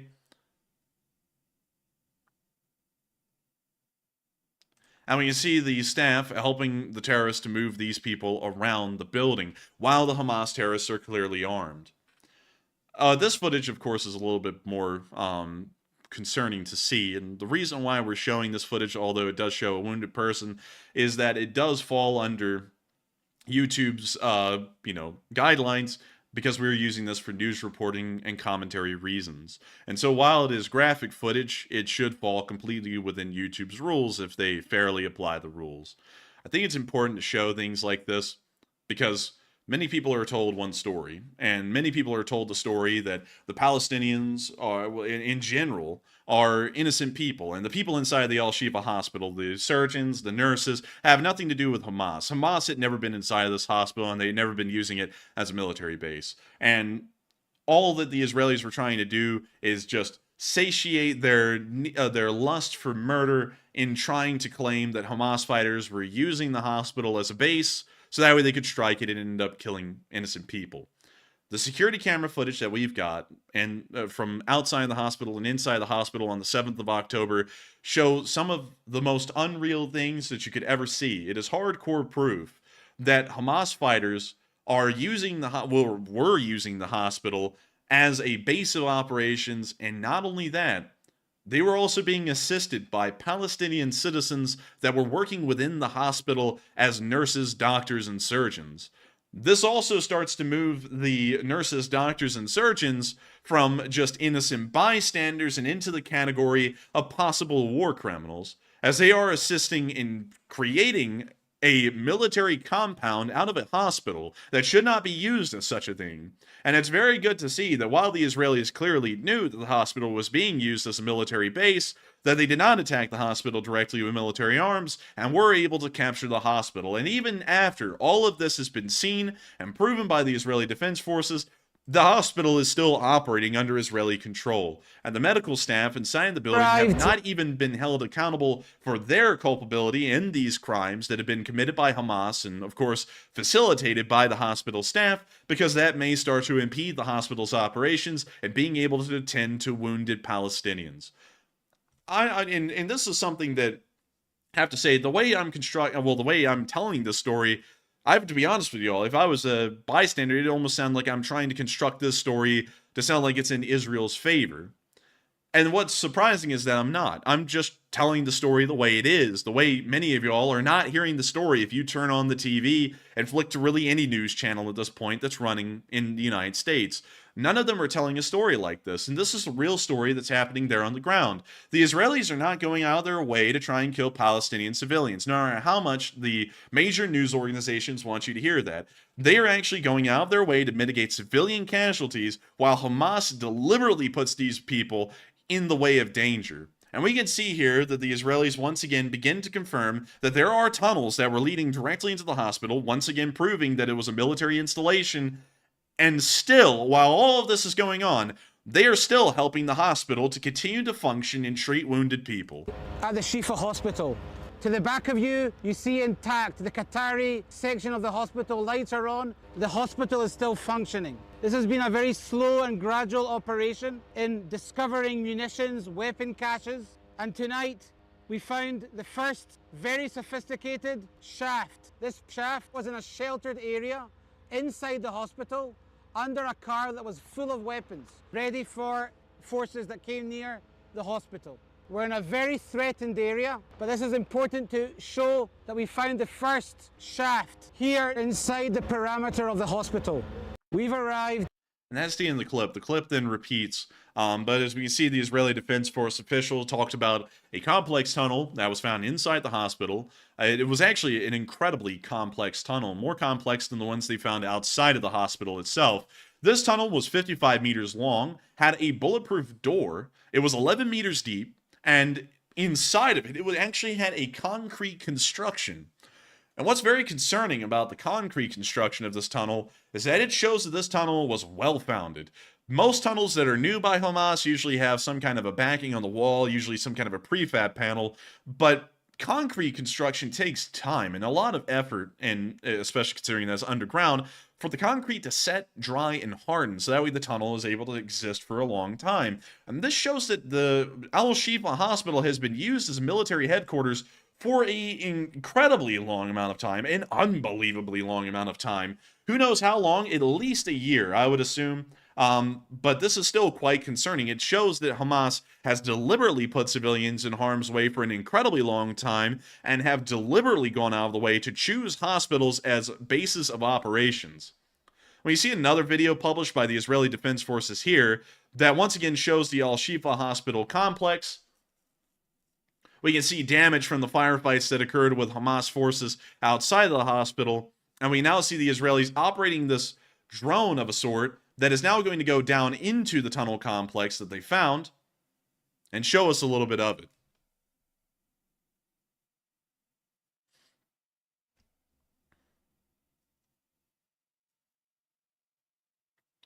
We can see the vehicle going in, and we can see the concrete structure of the walls right here. Once again, showing that there was a decent amount of effort put into the construction of this tunnel. We can also see a spiral staircase and also a 3D layout of the tunnel. And you can start to get a concept of how deep this tunnel was and how much effort it must have been to actually create this thing. Well, you see that the spiral staircase did sustain damage at some point in the fighting outside of the hospital, as it continues to go even deeper.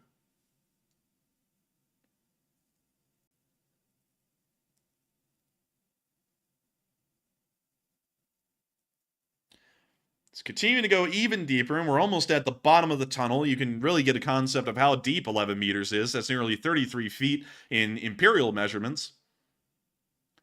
And we can now see another camera film. This one appears to be by a soldier trying to show us the walls, once again, of concrete, and show us what's down here. And we see it being mapped down here on the small map, and showing us that a very well-made concrete tunnel that was 55 meters long and 11 meters deep existed in the hospital complex and was being clearly used by Hamas terrorists as a base of operations. I cannot state enough, this is a war crime by every single extent and measurement. And we can also see them showing here at the end that at the end of this 55-meter long tunnel, this wasn't even the end. There's the bulletproof door. This leads into a whole other complex of tunnels that is once again under the hospital. There was even a little slot or a slit on the door that would allow for a rifleman to open it up and fire at attacking forces coming down the hallway, pretty much creating a death trap for any IDF forces that were going to try and move into this tunnel and clear it. They thought this out. And they spent time and effort, not just digging these tunnels, but getting a massive bulletproof door, as heavy as that is, into the tunnel and securing it in place so that way they would have a defensible position behind the tunnel and behind that door. This is, once again, I cannot state enough how much effort the Hamas terrorists put into creating a command post and a military base out of this hospital. But moving on from that, and out of the Gaza Strip, that is all of the Middle Eastern news that we have today, mostly coming from Israel and a little bit from Yemen as well. It's now time for us to return back to Ukraine and cover the speech from President Volodymyr Zelenskyy made on day 634 of the war. And so without further ado, here is the speech. And, of course, missing Matthew. Speech! Здоров'я, шановні українці, українки. Сьогодні є важливе кадрове рішення. за поданням міністра оборони змінив командувача медичних сил Збройних сил України. Замість генерал-майора медичної служби Тетяни Остащенко новим командувачем призначив генерал-майора медичної служби Анатолія Казмірчука, начальника Національного військово-клінічного центру «Головний військовий клінічний госпіталь» у місті Києві. Завдання очевидне, і про це неодноразово говорилося в суспільстві, зокрема в спільноті наших бойових медиків. Потрібен принципово новий рівень медичного забезпечення наших воїнів. Від якісних турнікетів до повної цифровізації та прозорості постачання, від якісного тренування до щирої комунікації з бойовими медиками у тих підрозділах, де медицина розгорнута дійсно правильно та дійсно ефективно. Досвід ефективності конкретних підрозділів має бути поширений на всі сили оборони. Сьогодні на зустрічі з міністром оборони Умєровим визначили пріоритети. І часу, щоб чекати результат, багато не буде. Рух у змінах потрібен швидкий. Друге, на сьогодні продовжуємо готуватись до запланованих міжнародних подій цього тижня. Буде важлива активність, нова комунікація з нашими партнерами. Ключове зараз – це гарантії того, що підтримка України буде достатньою. І наступного року також. Я дякую всім країнам, які розглядають це так само, як і ми. Потрібен цей сигнал у бік Росії, що вони не робили, світ не втомиться захищати свободу та міжнародний порядок. Я хочу відзначити сьогодні Нідерланди. Цього тижня уряд Нідерландів передбачив на наступний рік понад 2 мільярди євро переважно безпекової підтримки України. Дякую тобі, Марку, пане прем'єр-міністре, та усьому суспільству Нідерландів. Це вчасний сигнал. Важливо відчувати, що захист свободи спирається на надійну і щиру підтримку. Ще одне. Кожен тиждень, який ми проходимо у цій війні, у такому захисті нашої незалежності, це час, коли тисячі українців проявляють найкраще, що є в характері, найсильніше, що є в людях. Коли ми кажемо про єднання у захисті України, ми завжди говоримо не про щось абстрактне, а про цілком конкретні речі. Про те, як люди роблять те, що повинні, те, що належить робити, те, що підтримує інших. Зрештою, дозволяє Україні стояти, дозволяє битись, відповідати ворогу, досягати успіху в боях, посилення нашої держави, збереження життя.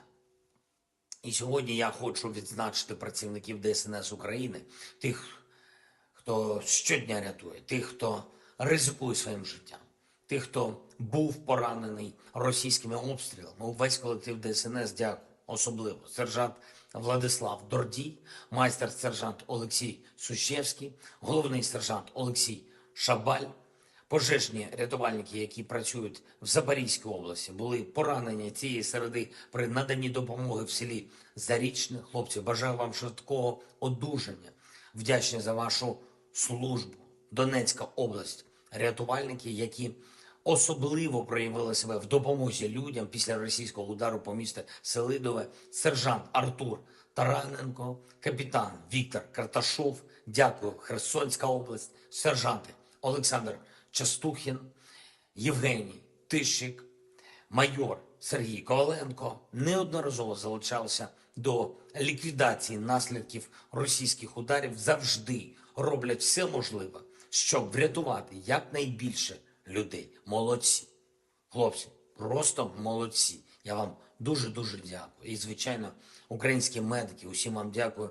Особливо відзначу Тетяну Гурцьку, завідувачку Гуляйпільського відділення екстреної медичної допомоги, та Олександра Ілленка, лікаря-анестезіолога Запорізької станції екстренки. Спасибі вам. Херсон, лікар-хірург Володимир П'ятигорець лише за цей тиждень прооперував 16 пацієнтів з мінно-вибуховими травмами. Та Микола Степанюк, виїзний фельдшер Херсонської екстренки, активно працює, активно допомагає, активно рятує людей. Я дякую вам, вашим колегам, які так само активні і небайдужі. Окремо хочу подякувати кожному і кожній, чия небайдужість та ефективність допомагає нам повертати в Україну дітей, які були викрадені з окупованої території. Сьогодні нам вдалося повернути в Україну Богдана Єрмохіна, хлопця, який був вивезений з Маріуполя в Росію. Багато було спроб йому допомогти. Я радий, що усе спрацювало. Дякую всій команді, яка працює над поверненням українських дітей. Це і Офіс, і омбудсмен, наші міжнародні партнери, зокрема ЮНІСЕФ. Особливо я вдячний Катару за дієве посередництво і допомогу. Дякую про усіх наших людей. Ми пам'ятаємо про кожен куточок України, який зараз в окупації. Ми пам'ятаємо і кожному, хто в бою, хто на бойових постах, хто тренує, допомагає, хто готується до бою. Я дякую. Авдіївка, Мар'їнка, увесь наш схід, південні напрямки, Мелітопольський, Херсонщина. Слава усім, хто захищає Україну, хто захищає незалежність, хто дбає про людей, щиро старається усіх нас зміцнити. Слава Україні! And Rom Slava. And with that, that is the end of the speech from President Zelenskyy here on day 634 of the war. And that's moving us into the next segment. It's going to be fun. It's going to be great. And then, of course, I get to talk to all of y'all. And what's better than getting to talk with our amazing Lee Spring Army? And not only that, not only are y'all amazing to talk to, but y'all are amazing in the amount of support that y'all been able to raise for Ukraine tonight. A whopping $8,022 have been raised by the Lee Spring Army since the start of this stream. Absolutely amazing. We've raised nearly $4,000 for every hour that we have been live on air. And that is a truly incredible feat and something that the entire Lee Spring Army should be proud of from top to bottom. Of course, we're about to be getting on into something that is near and dear to everyone's heart. And not only that, it's not only near and dear to everyone's heart, it's also something that Matthew just requested directly in the live chat. He said, don't forget them polls. And I don't forget them polls. You know what? Let me share with y'all a neat little story about the polls. This little town right here called Warsaw, it's actually called Warsaw because the guy who founded the town, he was famously known for using a saw that you use in lumber for war. And so when he came here, he said, I'm going to found a city. And thus, Warsaw was made. Pretty cool, right? And what if I told you that that story is complete bogus? And it is. But you know what isn't bogus? Our polls. Our polls are on good stuff. And not only are they good stuff a lot of y'all voted on, nearly 1,000 of y'all voted on this first poll. And y'all had some pretty interesting inputs on what y'all thought about it. The Houthis seized a commercial vessel in the Red Sea. Do you think there will be a response? 53% of y'all said yes, Israel will respond to it. 11% of y'all were unsure and undecided. Around 24% of y'all said, the West might respond. And then around 13% said, no, Israel nor the West will respond. And to be honest with y'all, my opinion would be that there will be some kind of a response. I'm not sure if it's going to be an Israeli response, but it will be a response. Because a cargo ship, a car-carrying cargo ship being captured is a bit of a big deal. So I would have to say we're probably going to see that there will be a serious response to that ship being captured, and we'll probably see that there is some kind of a release managed for the ship and the crew to be able to leave and once again return back on their voyage. But moving on from that and into our next poll, we also saw that Igor Girkin wants to run for president of Russia. What do you think of this? And he said, and most of y'all, 60% of y'all said, that's entirely insane by Girkin. Another amount of y'all, 11% of y'all said, y'all were unsure and undecided.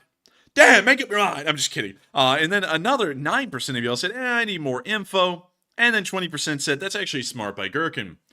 I would have to say that that's absolutely insane, considering that that guy's about to go to prison. I have a feeling that he's not really going to go well on his presidential bid for Russia. And on top of that, he'll just get assassinated if it looks like he's actually getting some kind of traction.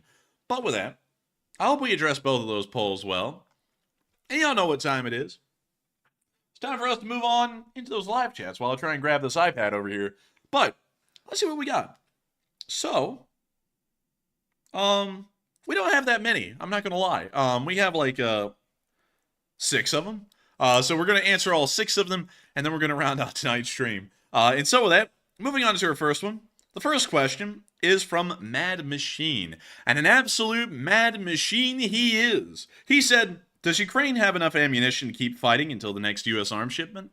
And to answer your question, yes, they do. It's something that's been a little bit concerning to some people, and some people have been playing into it a little bit too much to try and drum up viewership, but they are fine as far as the ammo goes. If they need to, they can conserve ammo. It's the Rasputitsa season, so what better time to try and conserve ammo? And then the next U.S. shipment will come in, and they'll be able to keep everything running. So, to answer your question, Mad Machine, I think they're going to be totally fine. And I don't really think it's going to be that big of an issue. That U.S. ammunition isn't just flooding in at the moment, and it's more so of a small trickle. So with that, I hope that does address that very well, Mad Machine. And with that, we are on to the next one, which is from Ciara Bounds. And they said, does the daily losses outweigh daily Russian recruitment? And from what we understand, it probably does. The only indication that we have that it most likely is that losses were so high at the beginning of the war that they had to call up the partial mobilization of 300,000 men. And that is the only reason why we believe that the losses are outpacing the recruitment quotas, is because if it wasn't, they wouldn't have to call up that partial mobilization. They would just be able to replace the attrition from the voluntary members alone, and also the people who are volunteering for conscription. And also, that kind of sounds weird. Some of y'all are probably saying, what the hell? You can't volunteer for conscription. That goes against the point of it being conscription. You actually can in Russia.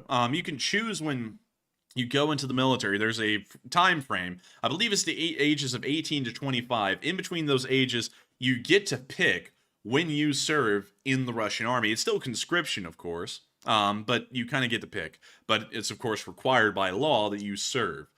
So that's kind of the volunteering to conscript part. If they didn't have issues with that, and it was able to replace the exact number that they were losing, they wouldn't have to call up the additional 300,000. And so with that, hope that does address that well. And with that, we are going to be moving on into our next one, which is from Kat Nico, who said, do you think the Ukrainians are holding back on hitting ammo depots so that the Russians move them up into easy-to-strike range? I have a feeling that that's not the case, actually, because what's interesting about the war is that we saw what the Russians called the pogroms of caches, which was in the early part of 2022 up until about the late summer, where Russian ammunition depots throughout the entirety of the front were getting wiped out in massive quantities, and from what we understand, tens of thousands of tons of ammunition and equipment were being destroyed on almost a regular basis at that point. And so the Russians learned from that point forward that their supply lines would have to be very stretched, and they would have to move the ammunition depots well behind the lines, well beyond their comfortable range. Now, at this point, they're at least 50 miles behind the lines, from what we understand. Well, I take a little sip of water. And so I don't think they're going to be moving them back up to the lines, even if Ukrainian artillery fire subsides, because that's probably going to be an innate fear in the Russian army's mind, is if they move it forward, is it going to end up getting destroyed? And the answer is probably yes. So we probably won't see that ever happen again, but that is a really good question, though, because maybe the Ukrainians are thinking that they can goad them into moving the supply lines further by slowing down their artillery fire. But with that, oh, hang on one second. Looking here in the live chat, it seems like we got some juice. And let's see here. Oh, we got some hot juice. I just had to focus on that, though, because it looks like we got some apple cider as far as the juice goes in the chat. But moving on from that, we also got a live chat from Andrew. Who is this guy? I'm just kidding. But Andrew asks, when do you reckon the next U.S. funding package for Ukraine will happen? I have a feeling that it'll probably be within the next month or a month and a half. We see that right now there's a little bit of a slow going on with that, but it's probably not going to be anything that's long-term. And we can see that it's not really long-term because we're already seeing some ground being made on getting the next package over there. So I'd say about a month or a month and a half. And the Ukrainians will be fine for that month or a month and a half. They were fine at the beginning of the war with almost no external support. They will be fine for a short month or so with a reduced amount of support from outside of Ukraine. Moving on from that, we are on to the second to last question of the night, where we got to see I don't know what the hell's going on in the live chat, but I'm like reading some of the stuff y'all are putting in there. I'm like, oh, that's weird. But anyways, moving on to the second to last question of the night. This one was thrown in by an absolute channel legend. And this was Tom Exman. And he asked, how many estimated men is Russia conscripting every day? A lot of y'all are asking about these daily conscription numbers, and sadly we don't know. The Russians don't publicize those numbers, and even if they did, I have a feeling they'd probably be inflating them a little bit to make the numbers look better. But I don't really know what it is. I have a feeling that their daily conscription numbers are maybe in the few hundreds, definitely not the thousands. But I don't really know, because we don't really have a lot of numbers to work off of in that category. So largely, outside of the guess I just gave, I would have to declare ignorance on that, because I just don't really know. And I don't think anyone out there really does know, except for the Russian Ministry of Defense. And they, of course, keep those numbers close to their, close to what matters, which is the wallet. And so with that, hope that does address that well, Tom Exman. And we are on to the final question of the night. And so, who asked, who was the lucky last person who asked the lucky last question of the night? And that was Bo Nielsen. And Bo Nielsen said, is there a bet going on 350,000 Russian casualties by Christmas? And the answer is, I don't know. I don't have an estimate or like a betting pool on that or anything, but I have a feeling that there are some people out there who are betting on the loss numbers before Christmas comes.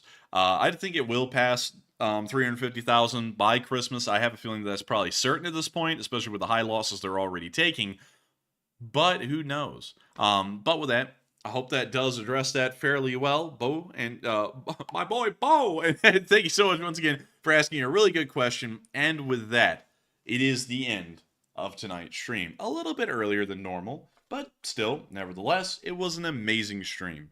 So many of y'all were able to pitch in on tonight's fundraiser and get this fundraiser up to $8,068 with 54 minutes still left before the fundraiser closes. I have to thank all of y'all so much once again for being members of this Lee Spring Army and reminding everyone on YouTube why this community is the best out of every single one of them.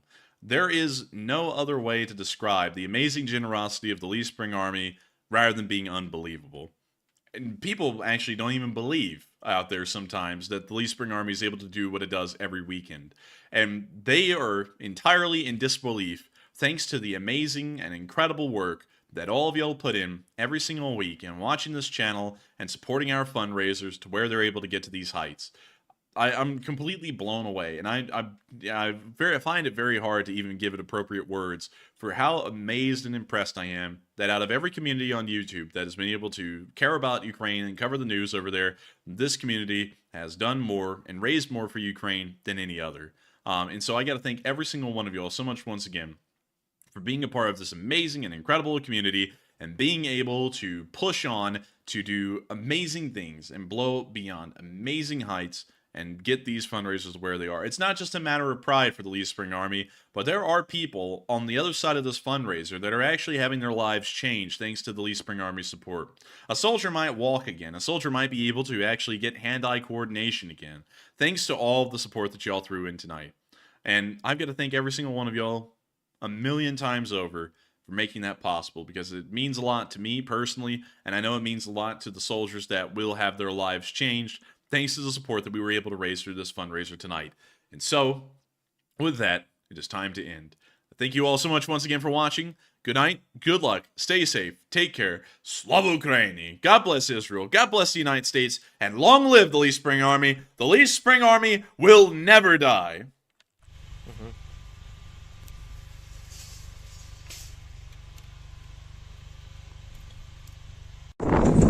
Yes. The Lee Spring Army sends its regards.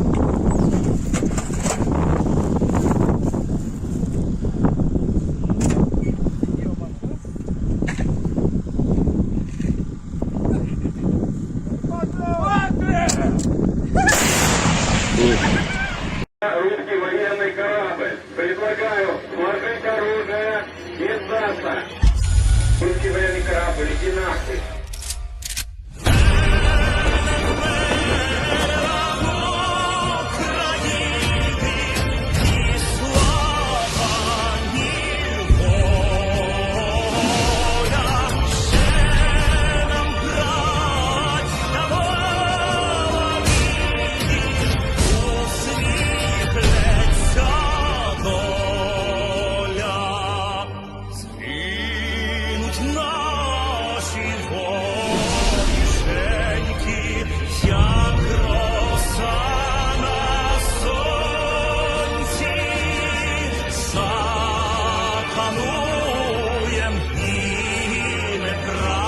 життя.